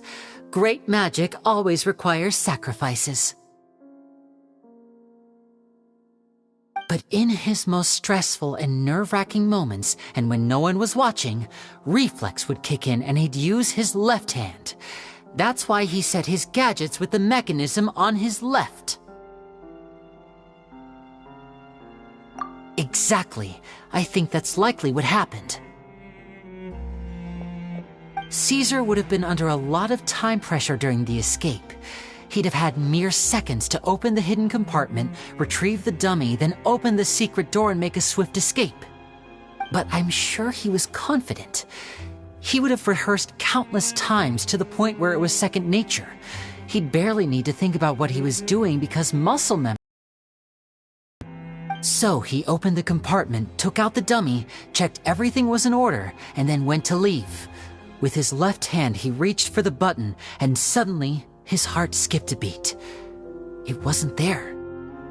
Much like when you reach for your keys but find your pocket empty, his mind needed a moment to process what was going on.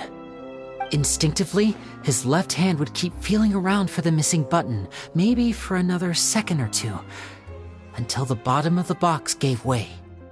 With the stakes being as high as they were, just a 2-second delay cost him everything. The authorities would find nothing suspicious and conclude that his death was due to his own error. When in reality, someone switched the boxes, and they did it to murder him. But how would they be able to make the switch without being noticed? That would be difficult to pull off, no? It would have to have been someone who knew that he was left-handed, and who could move his props around without arousing suspicion. Someone who was always by his side. Isn't that right, Lorenzo? You just couldn't let sleeping dogs lie, could you? There's not a lot of people who'd go to all this trouble for some magician who died 10 years ago. I didn't want to have to do this, you know. Silencing you the hard way just creates more problems for me to deal with. But I gave you your chance. I hoped you'd do what's good for you and back off like the lady, but you disappoint me. You mean Gemma? So you are the one who's been threatening her! Yes, although however stubborn she might be, she was never much of a liability. But you people, you never even knew him, but for some reason you just wouldn't drop it. Which is why you can't leave this place alive. Take them out, and make it quick. Do your worst!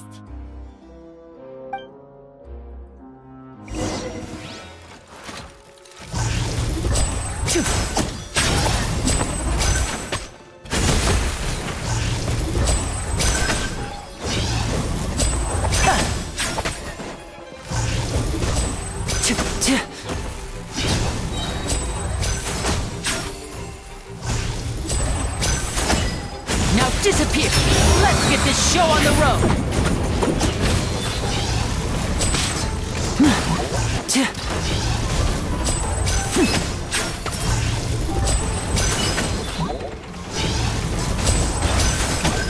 Step right up!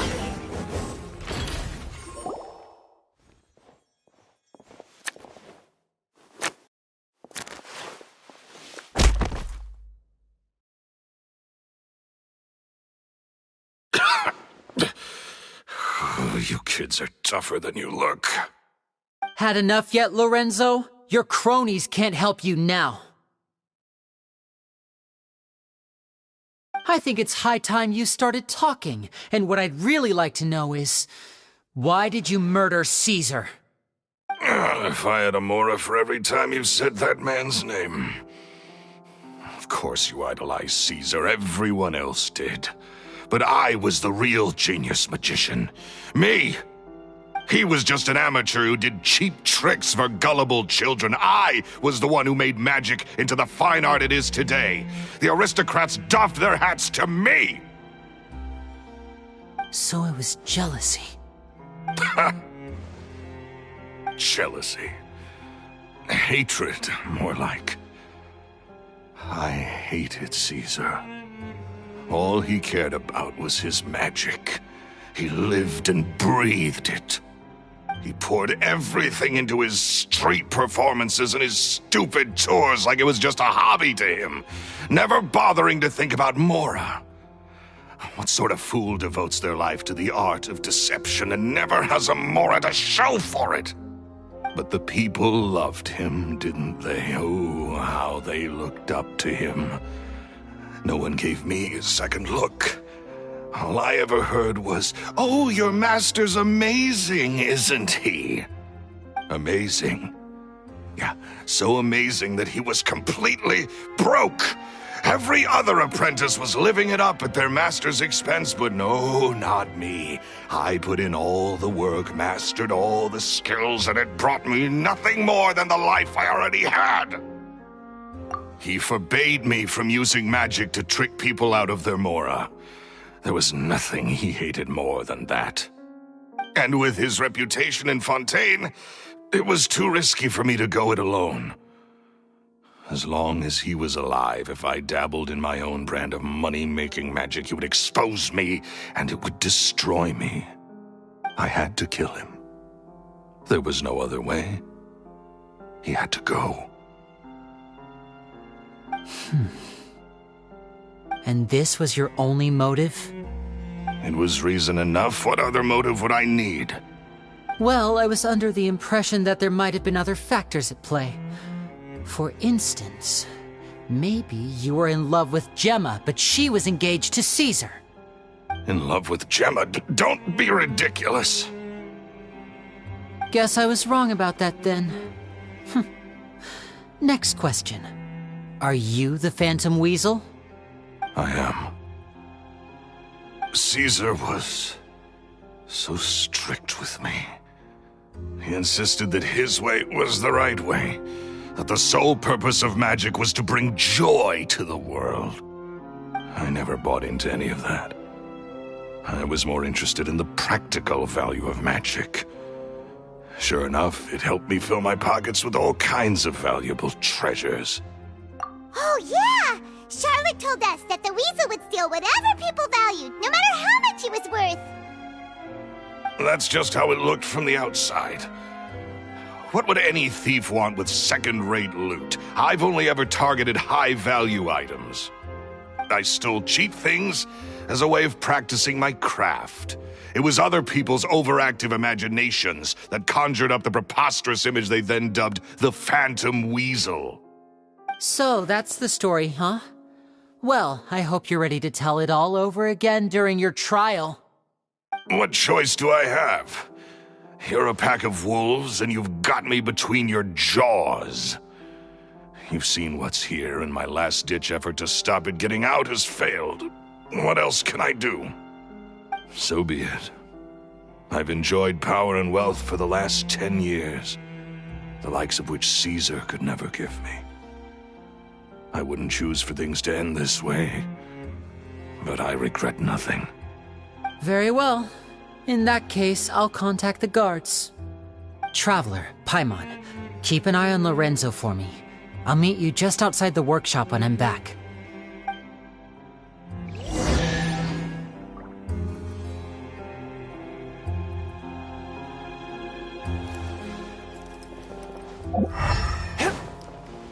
At least I can finally stop looking over my shoulder now.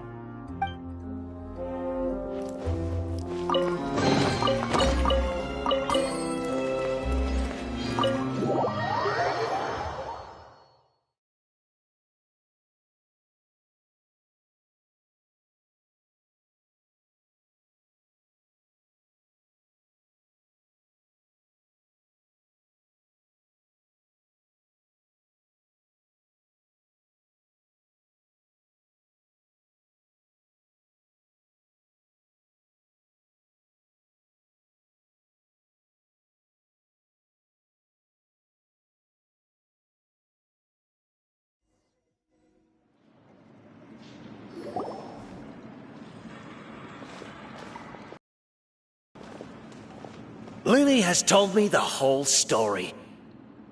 Lorenzo, do you confess to the murder of Caesar and to framing him for the Phantom Weasel's crimes? Look who's finally developed a conscience. What kind of disciple murders their own master? I hope it was worth it, because there'll be hell to pay.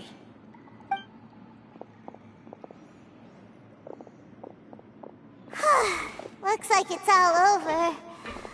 What should we do next, Lenny? Should we start preparing for your show? Let me think. Let's rendezvous with Lynette and Gemma first. With Lorenzo in custody, Gemma will no longer have to fear for her safety. Good point. We should go tell Gemma the good news right away. It'll give her some peace of mind for sure.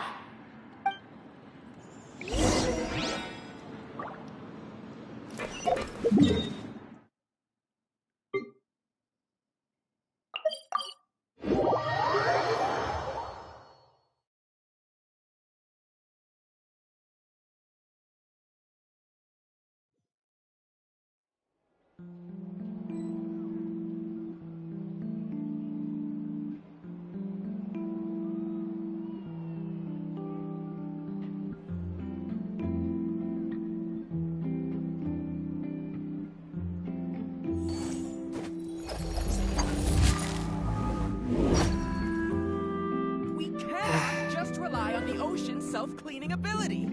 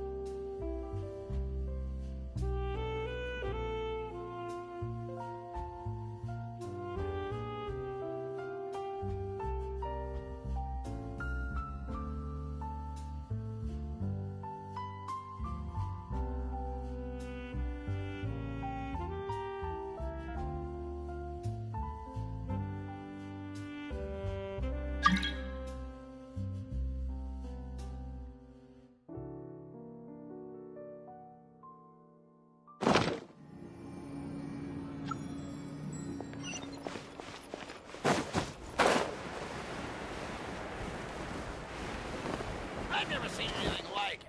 I simply could not believe it. It should be fine. I'm sure it'll get resolved.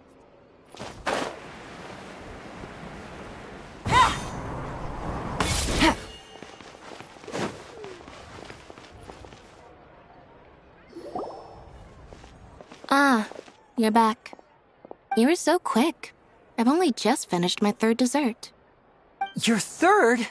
Lynette, come on, we've talked about this. Everything in moderation. You're not going to have any room left for dinner now. It's fine. I'll shift to exercise mode and jog off the excess sugar. That's besides the point. Well, it's done now, but try to eat a more balanced diet in the future. Point taken. Did everything go okay? Of course! Lorenzo was no match for us. The guards are taking him into custody as we speak. Gosh, that's amazing. I'm sorry, I still didn't know if I could trust you, but now it seems I can.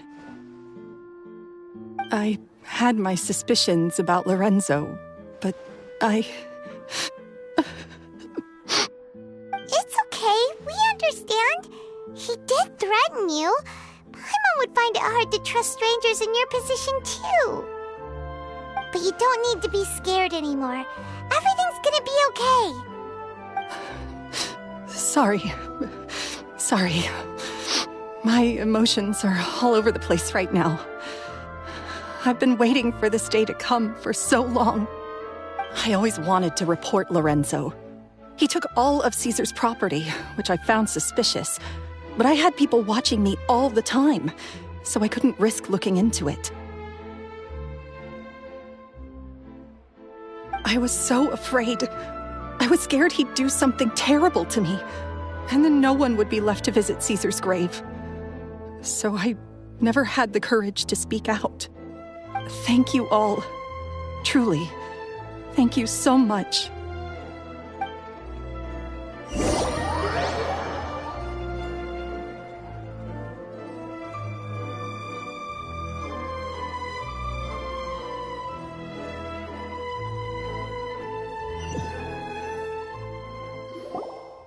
Thank you all for clearing Caesar's name.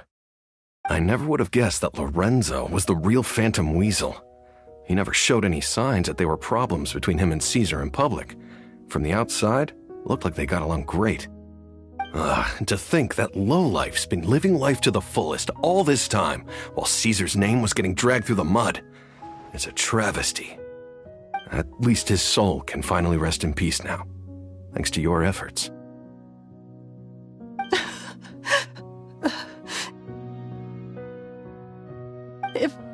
If only I'd realized before it was too late. Don't blame yourself, Gemma. This isn't your fault. Yeah, you still have the rest of your life to live. Caesar wouldn't want to see you spending it feeling guilty. Cheer up, Gemma. My brother's doing a magic show at the Opera House tomorrow evening. Would you like to come along? It might raise your spirits. This show will be a special one. We're holding it in Caesar's honor. In Caesar's honor? Really? Oh, thank you. I'll be there. Tomorrow evening. Traveler, Paimon, don't be late. We'll be there. No way are we gonna miss out on a free magic show. Wait, Paimon feels like we're forgetting something. Oh yeah, Caesar's diary! We never found out if the two kids Caesar taught magic to were Linny and Lynette or not. Linny changed the topic back in the workshop, so we didn't get a chance to bring it up. Oh well, guess we'll just have to ask Linny tomorrow evening. I've spoken many choice words about Caesar over the years. I'm so ashamed of myself now. He was such a good man.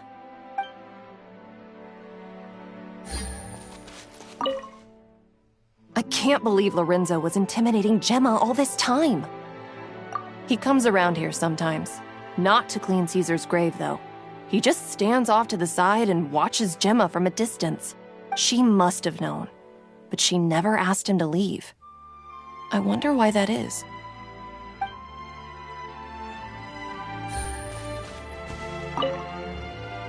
It may take some time, but Caesar's reputation will be restored now that the real culprit has been captured.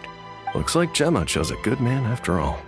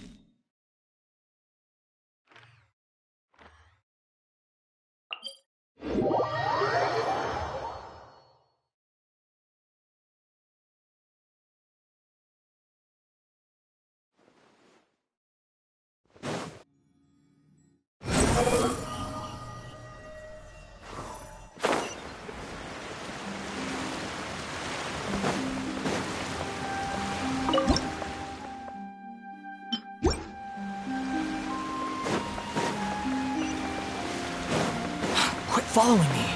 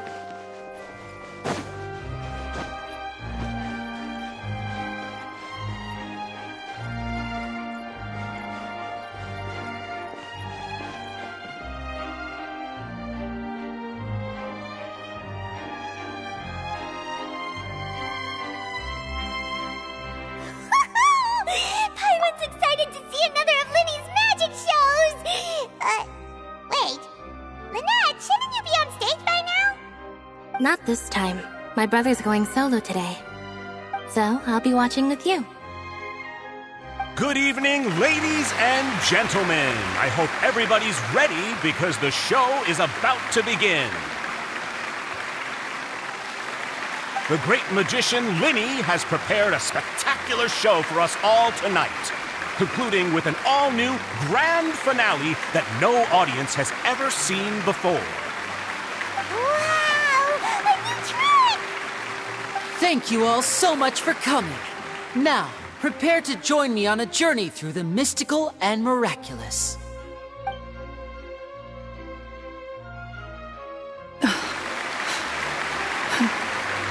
Exciting stuff, isn't it? Yes, it's just... It reminds me of him. No wonder. Caesar was a famous magician too.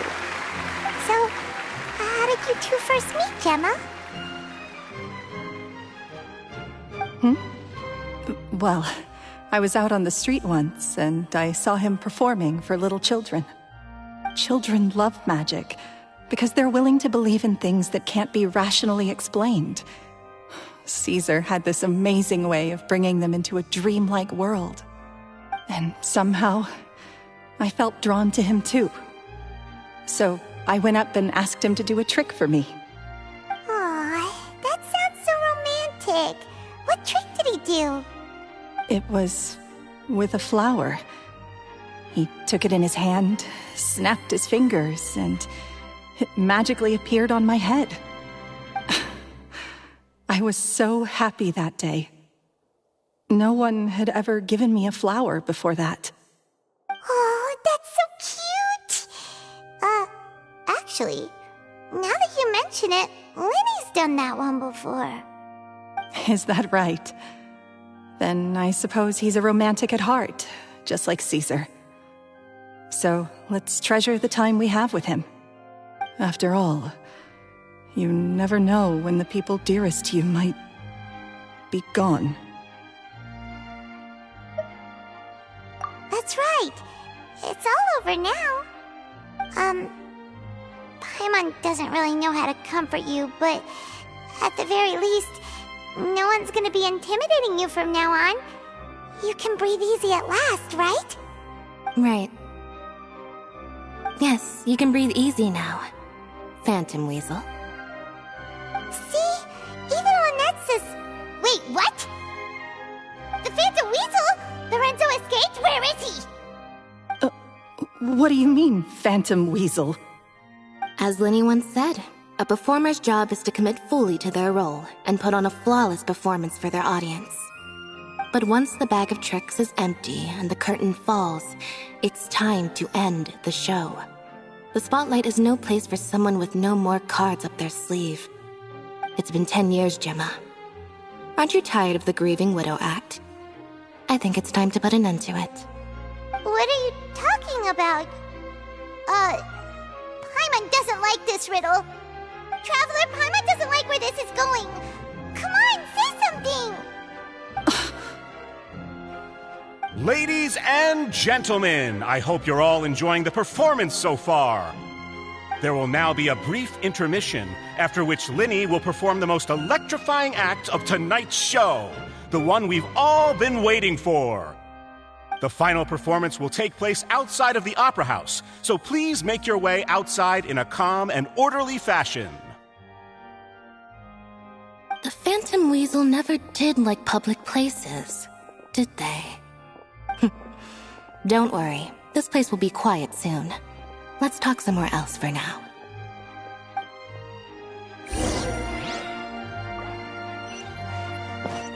Take it easy.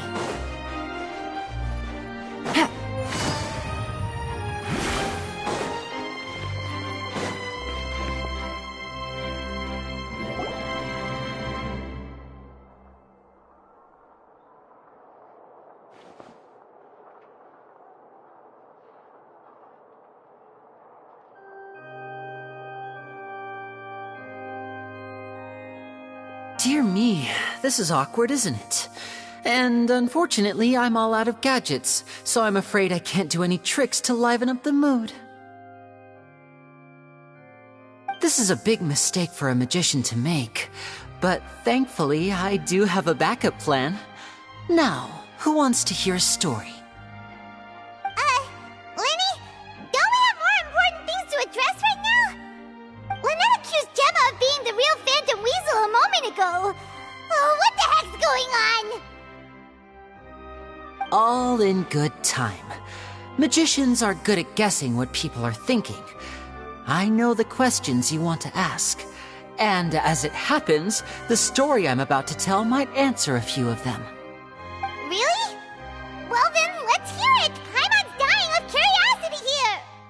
Let's go back to the very beginning. A decade ago, when the Phantom Weasel was terrorizing the court of Fontaine. She never missed a target, never left a trace, and no treasure was safe from her thieving hands. But as her infamy grew, so did the readiness of the police, and her opportunities to act became ever fewer. Every day she ran the risk of being exposed for who she was. Of course, she could not simply take this lying down, and before long she found her ticket to freedom. She would create a scapegoat, a false weasel to close the chapter on her behalf. After weighing her options, she set her sights on a renowned magician, Caesar. After all, magic and theft shared enough similarities for people to buy the story when the truth came out. So then what? Being the master deceiver she was, the weasel easily earned Caesar's trust.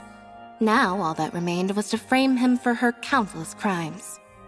But as she was considering how to make her move, she noticed Caesar's aggrieved pupil, and a new thought entered her mind. Maybe I don't need to get my hands dirty after all. At her encouragement, Lorenzo tampered with Caesar's magic box, causing him to fall to his death. Afterwards, Lorenzo seized his master's property, and the weasel set about tarnishing Caesar's reputation. Two co-conspirators committed the perfect crime.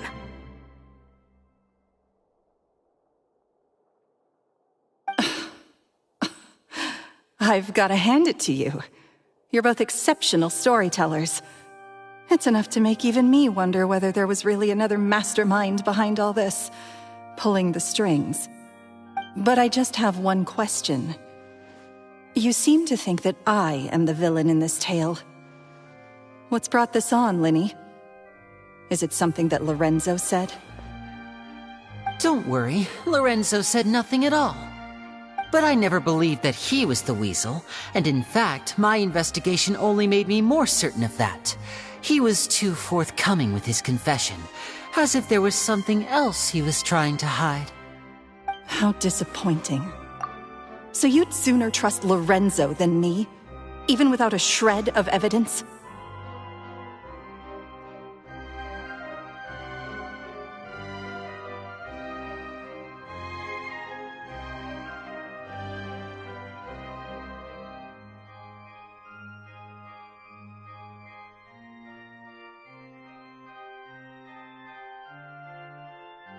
A magician is an expert at playing the audience to get the result they want.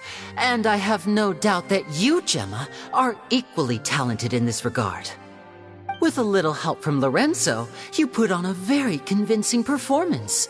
The lovesick fiancé, whose devotion to her betrothed is unshakable, even under threats of violence. Caesar was maligned and hated by all for 10 years, but you? Everyone sympathized with your plight.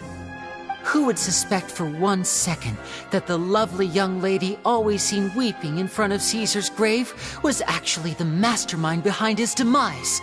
No, not that poor lady. Perish the thought. Wait, so you mean the whole intimidation thing was just a hoax? Gemma and Lorenzo were both in on it? But why would Lorenzo agree to that? And why didn't he sell her out even at the end instead of admitting to being the weasel himself? Yes, why indeed? Maybe Gemma herself could enlighten us on that question. Well, Linny, if you're so confident in your version of events, then I think the answer should be obvious. Having killed Caesar with his own hands, Lorenzo was plagued by overwhelming guilt. Revealing the Phantom Weasel's true identity would serve no purpose. But if the weasel remained free, then she could take care of Lorenzo's loved ones. An excellent answer, though sadly a little dull. Is that right? Well, don't let me bore you. If you'd care to change the topic to something more interesting, I'd be much obliged. As a matter of fact, there's one thing I'd really like to understand. Why would the real weasel have targeted things that only have value to other people? Could you shed any light on that? Of course. After all, we're just telling stories here, aren't we? If I had to guess, I would say that the real weasel must have had a terrible childhood. Left to fend for herself after her parents died young. Betrayed, scorned, beaten. She'd scrounge waste paper from garbage bins to draw on, using twigs and dirt for lack of ink and pen. She'd sew ugly rag dolls from whatever scrap material she could get her hands on. This was her only source of happiness in life. But it was all she needed, and she was content. Until the world decided that even this was too good for her. Once again, she was betrayed. And this time, everything was taken from her. She felt like life was a miry pit that dragged her further down the more she struggled to escape. At that tender age, she should have been happy. Instead, she stood in the shadows and watched with envy as all good things in the world passed her by. This was a fate too cruel for anyone to bear. Her pain became a breeding ground for dark thoughts. Thoughts which festered and grew into a twisted solution to her troubles. I detest the happiness of others, in all its forms alike. I will rob them of everything they hold to be good and true, and it will fill the void in my soul. That's some pretty heavy stuff. Now it all makes sense. Does this story satisfy you, Linny? Yes, it is quite to my tastes. Thank you for helping to clear up my confusion. Huh. That's right! What drove you to write that letter, Gemma? What were you trying to achieve there? Because without that, none of this would have ever come to light. She didn't write the letter. After 10 long years, I'd hoped that the Phantom Weasel would be consigned to the history books by now. But it seems like someone still wasn't ready to let her finally be at peace. Linny. Or should I call you the Phantom Copycat now? You were the one who posted that letter outside the Opera House. But why?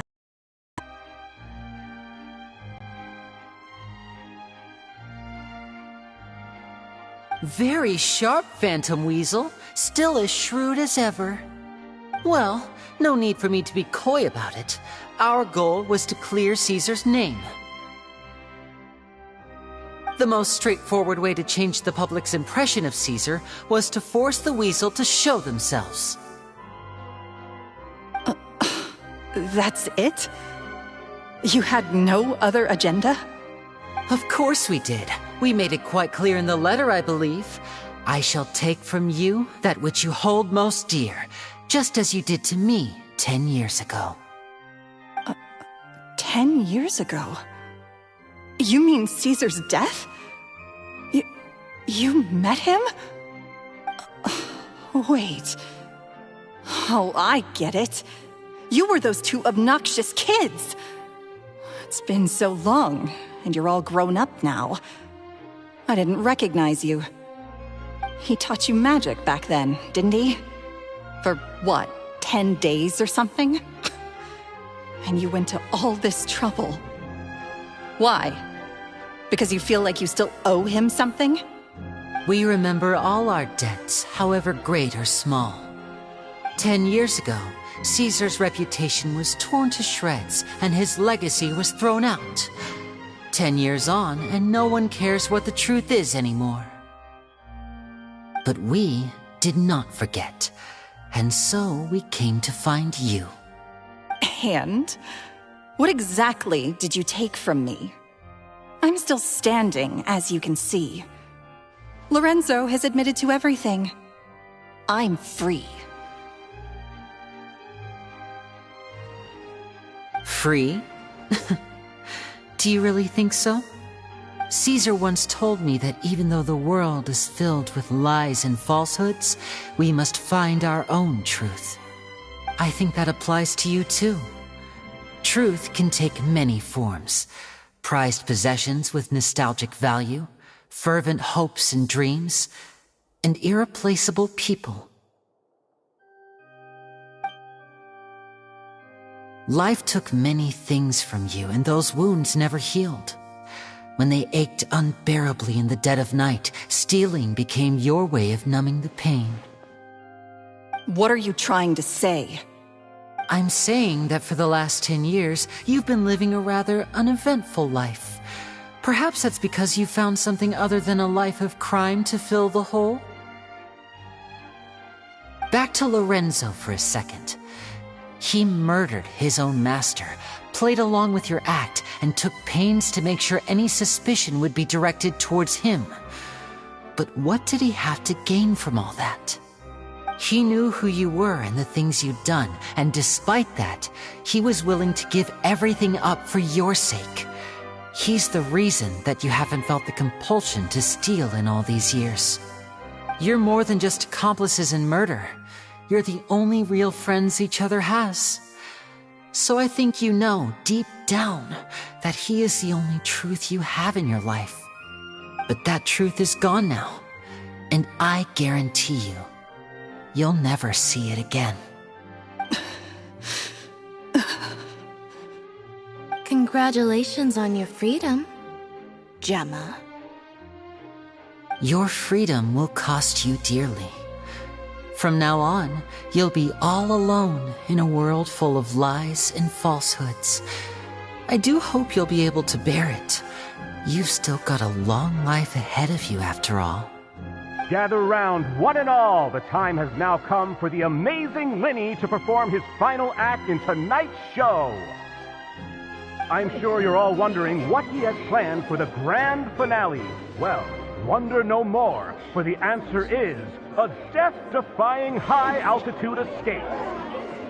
A high-altitude escape? I'm sure you all remember the magician Caesar.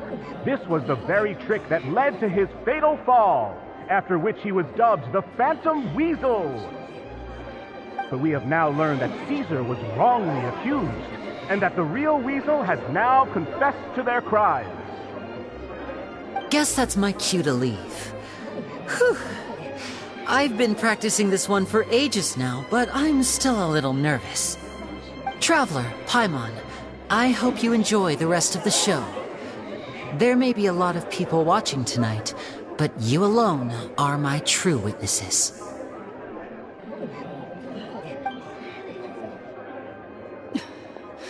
Lenny, wait.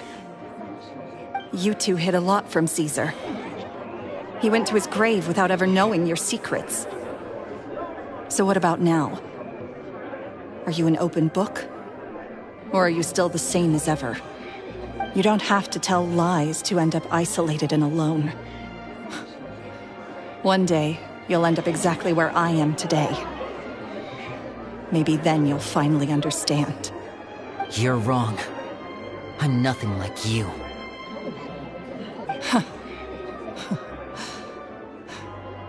So, what are we, doing now? Like Lenny said, when you're ready, let's head outside and watch the show. But what about Gemma? She'll figure out what's best for her soon enough. Oh, and if you'd like to see Lenny after the show, you know where he'll be. The usual haunt. All right. Well, let's go and watch Lenny's finale then. This trick's a pretty dangerous one, but he should be able to pull it off, right?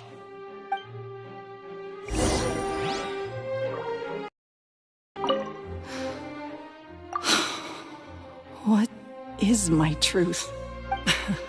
Sometimes I think I'm like a gambling addict. All I care about is winning, and it doesn't matter what's at stake. By the time I come to my senses, I'm left with nothing. Oh, if I had my time again.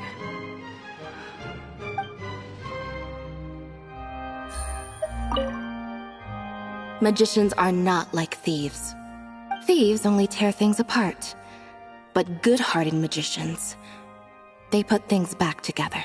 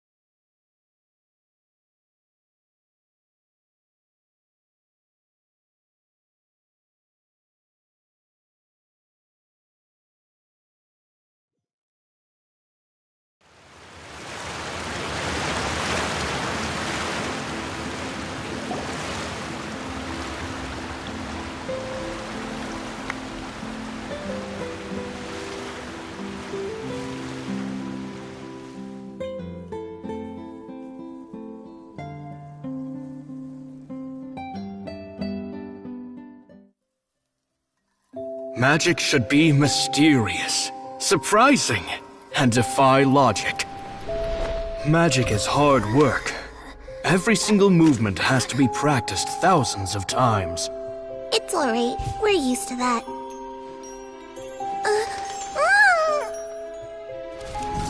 We're sorry. You've taught us so much, but we can't tell you the whole truth. It's okay. Do you still remember what I told you? Full of lies and falsehoods.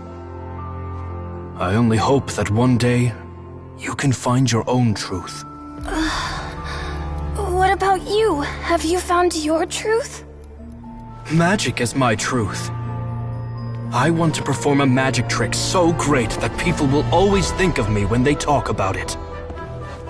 For a magician, what greater honor could there be?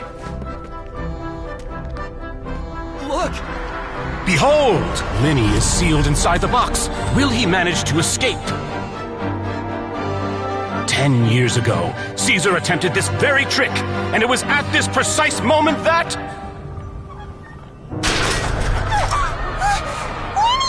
Watch out!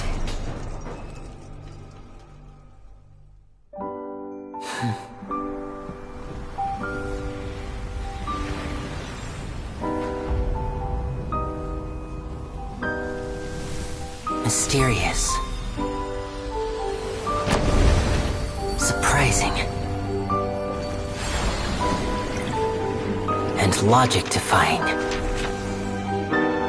Isn't that right? This honor belongs to you, Caesar.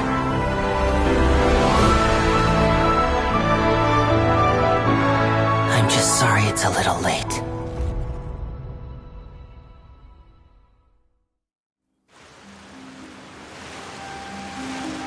Did you see that? 1 minute he was falling, and the next, he turned into flowers.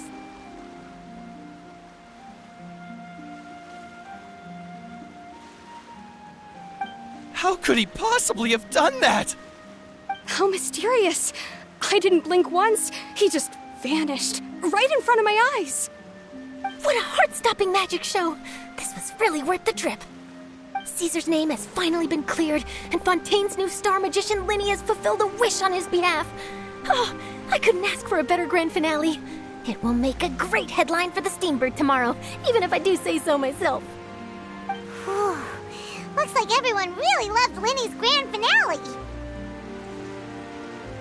Paimon doesn't see Linny anywhere. Where'd he go? Oh, Lynette said he'd be waiting for us at the usual hunt. But, where is that? Oh, you mean the one where Caesar's buried? Yeah, that's probably it. This whole magic show kinda seemed like Linny's way of saying goodbye to Caesar. So it makes sense that that's where he'd be afterward. Alright, let's go look for him there.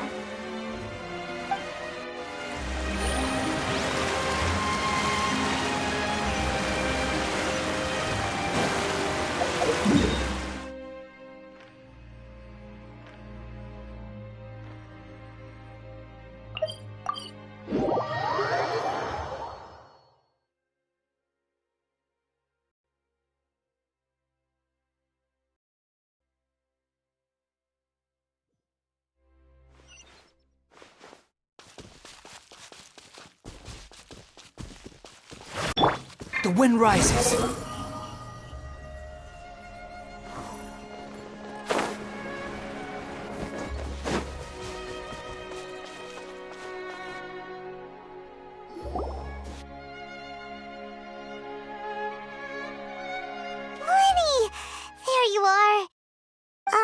Are you alright?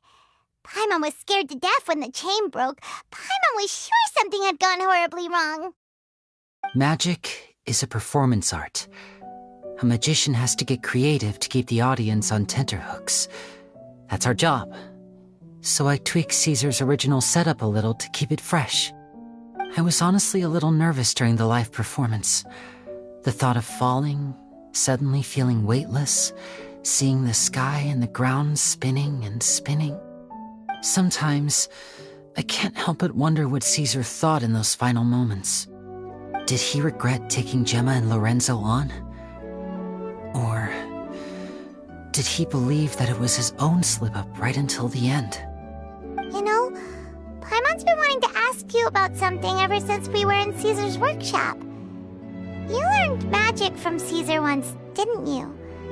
When was that? After I joined the House of the Hearth.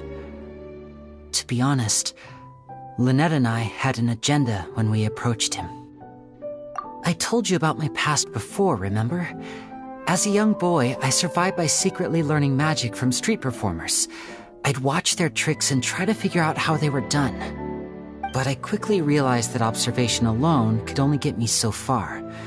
What I saw was the polished final performance, but the rigorous training they put in behind the scenes remained invisible to me. I needed to learn how to improve my sleight of hand, hone my misdirection skills, and make niftier props. We were gifted enough that we'd made some progress by ourselves, but without proper guidance from a professional magician, we quickly plateaued. So that's why you sought Caesar out? Yes.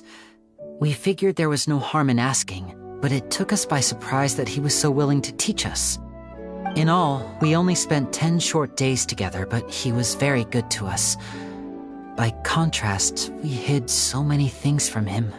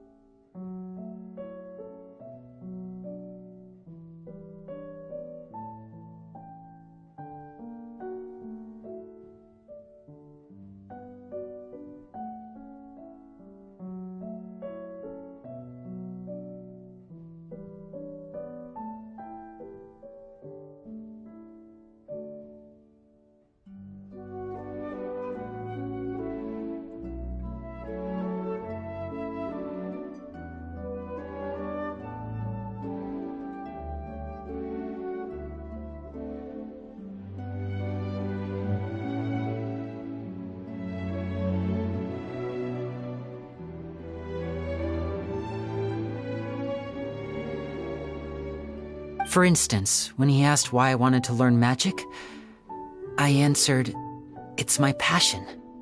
But in truth, there was already a lot more to the story by then. After being taken in by an aristocrat for our magic talent, then betrayed soon after, this was no longer about me doing what I loved. What amazed me was how the lie escaped my lips even as I was hesitating over whether to tell him the truth. Trust is a beautiful thing. Sadly, I'd forgotten how to trust by then. Lenny. Still worried about the way I feel? You really are a gentle soul, aren't you? But don't worry, I'm used to it now. From the mansions of the elite to the house of the hearth, lies and selfishness have followed me and Lynette everywhere we go. After Caesar went on tour, we became busy with our missions. The next we heard of him was that he'd fallen to his death, and was now declared to be the Phantom Weasel. That night, I remembered his smile. But as I lay there, I didn't know what to say to him. To keep secrets is to put up walls. The longer you keep them up, the less you let people in. Then, one day, you look around and realize your life is like an empty auditorium after a show, full of seats once occupied by all the people who left. But I guess that's the price we have to pay. You only realize how much someone really meant to you when you lose them completely. That's why I was so confident this would hurt Gemma. Because I felt it for myself. Yeah, cheer up, Lenny. We've had to say our fair share of goodbyes during our journey, too. But whatever happens, Paimon always believes in what tomorrow brings. Delicious food, fun toys, and the traveler by my side. Paimon just needs to focus on things like this, and all the unhappy stuff goes right out the window. You know, Traveler, doesn't that kind of make you Paimon's truth? Exactly. It's the same for me and Lynette. We are the truest thing each other has in the world, and nothing can replace that. Life has taken plenty from us, like it did from Gemma. But at least it left us with each other. That's what gave us the strength to get through the darkest days. That's why the darkness never consumed me, and why it never will. Maybe we live in the shadows too, but we remember every precious ray of light that shines through. All right, time to lighten this conversation up a little. What did you think of the show tonight? Were you happy with it? It was amazing! Paimon just wishes we hadn't been so distracted with the Gemma situation. We spent most of our time in the Opera House just talking and pretty much missed the entire first half of the show. Lenny, could you do just one more trick for us? Whoa, that's a bit of a tall order, I'm afraid. The show's just finished, so my sleeves are decidedly card-free right now. Aw, come on! Surely you can think of something. The Lenny Paimon knows can do anything if he puts his mind to it. Oh, all right then. I'll give it a go, but only because it's you. Watch closely. I have a flower in my hand. You liar! There's nothing in your hand! We ain't going along with this! Huh? My goodness, you're right. But I could have sworn I brought one here with me. Okay, try this. Count down with me. 3, 2, 1. 3, 2, 1. Now, have another look around. Maybe the flowers appeared somewhere else. Really? Let's see. Wow, there it is! Oh, this is a different flower from the last time, right? This one's called, a rainbow rose. But more importantly, Paimon has to know how the trick is done. Please, Lenny, pretty please! Well, if you want to learn magic, you'll have to start by addressing me as teacher. Ugh. Fine. Please, teacher, please! Since you asked so nicely, I'll share one little tip with you. Namely, the student of magic cannot solely rely on others being prepared to reveal their secrets. You have to observe, think, and find the answers for yourself. Is that it? Look at the time. We shouldn't linger here too long. Thanks again for coming to see my show. I bid you both good night. I look forward to seeing you again. All right, fine. See ya. Shall we head back now, too? Oh, Paimon can't wait to read The Steambird tomorrow.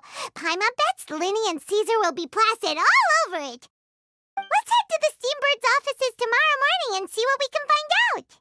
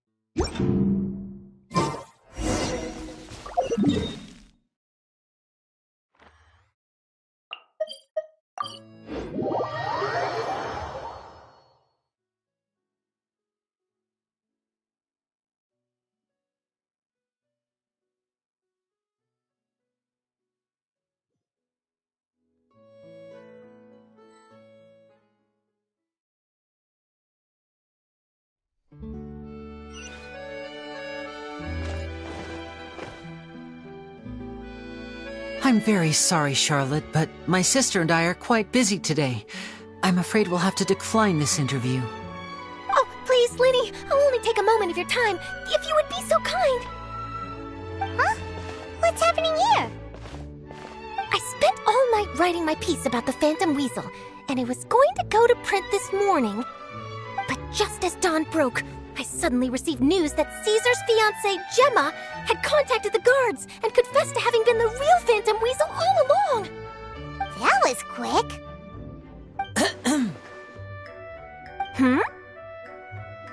Too late, bro. That was quick, you say? It sounds like I've got some catching up to do. Please, fill me in. Whoops. Aha! My instincts did not lead me astray. You do have something to hide. Gemma turning herself in must have something to do with Linny's performance last night. Maybe watching my high-altitude escape trick reminded her of a better time with Caesar, and she could no longer ignore the voice of her conscience. Huh. Okay, then. Wait, no, there must be more to it. If that's all it took for her to have a change of heart, how did it take her 10 whole years? Well...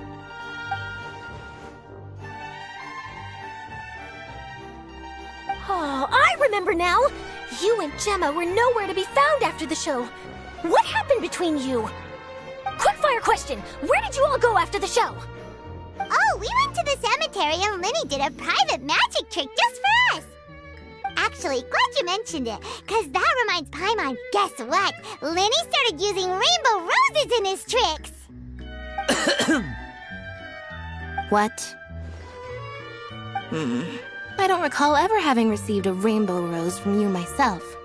Is this supposed to mean that they're more important to you than your own sister? No, I just, What now? Oh, did Paimon say something wrong again? This is getting pretty awkward. What do we do, Traveler? Seems like this interview wasn't meant to be. Well, never mind. There's always next time. Forgive my persistence, but when there's explosive news waiting to be found, I can't turn away. The news about Gemma has already made waves, and I'll stop at nothing to get to the bottom of it all. Apparently, one of the things she said to the guards was that her final wish is to see Lorenzo one last time. There's clearly a web of complicated relationships there. Can't blame me for being curious. All right, I guess I'll leave you to continue the rest of your conversation in peace. Bye for now. Lynette? Paimon didn't mean to... Don't worry, I wasn't angry. I was just trying to distract her. Oh, really? Oh, thank goodness. You scared Paimon there. Phew. You and me both, Paimon. You and me both. At least it did the job, right? Please, take good care of that rainbow rose. I'd be really upset if you lost it.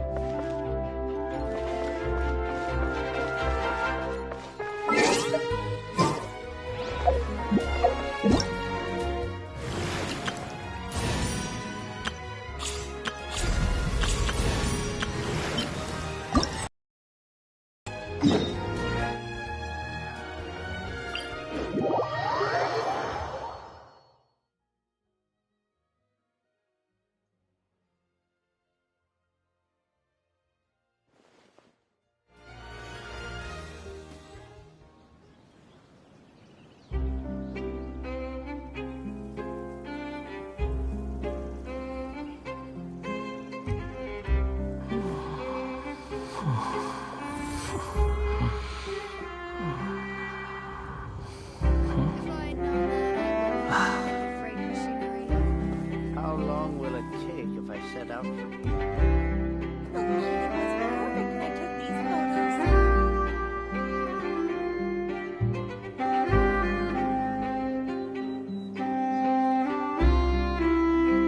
photos. There's no need to exchange pleasantries. It's rather pathetic to force a conversation just to occupy silence. If I had known that, I wouldn't have updated the lighting was perfect when I took these photos. How long will it take if I set out from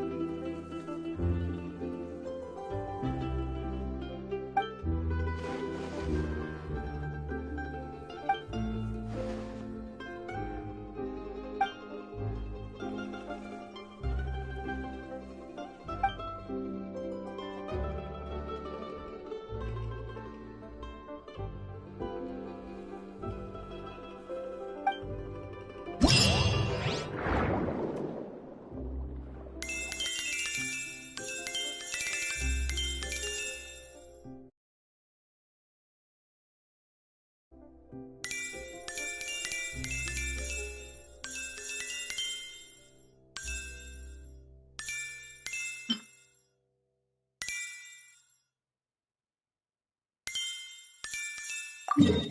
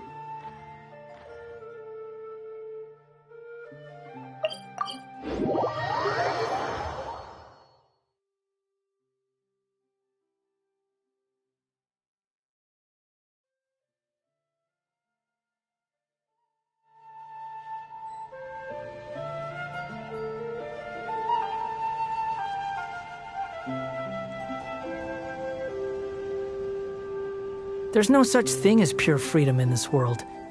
Even the wind cannot blow on forever.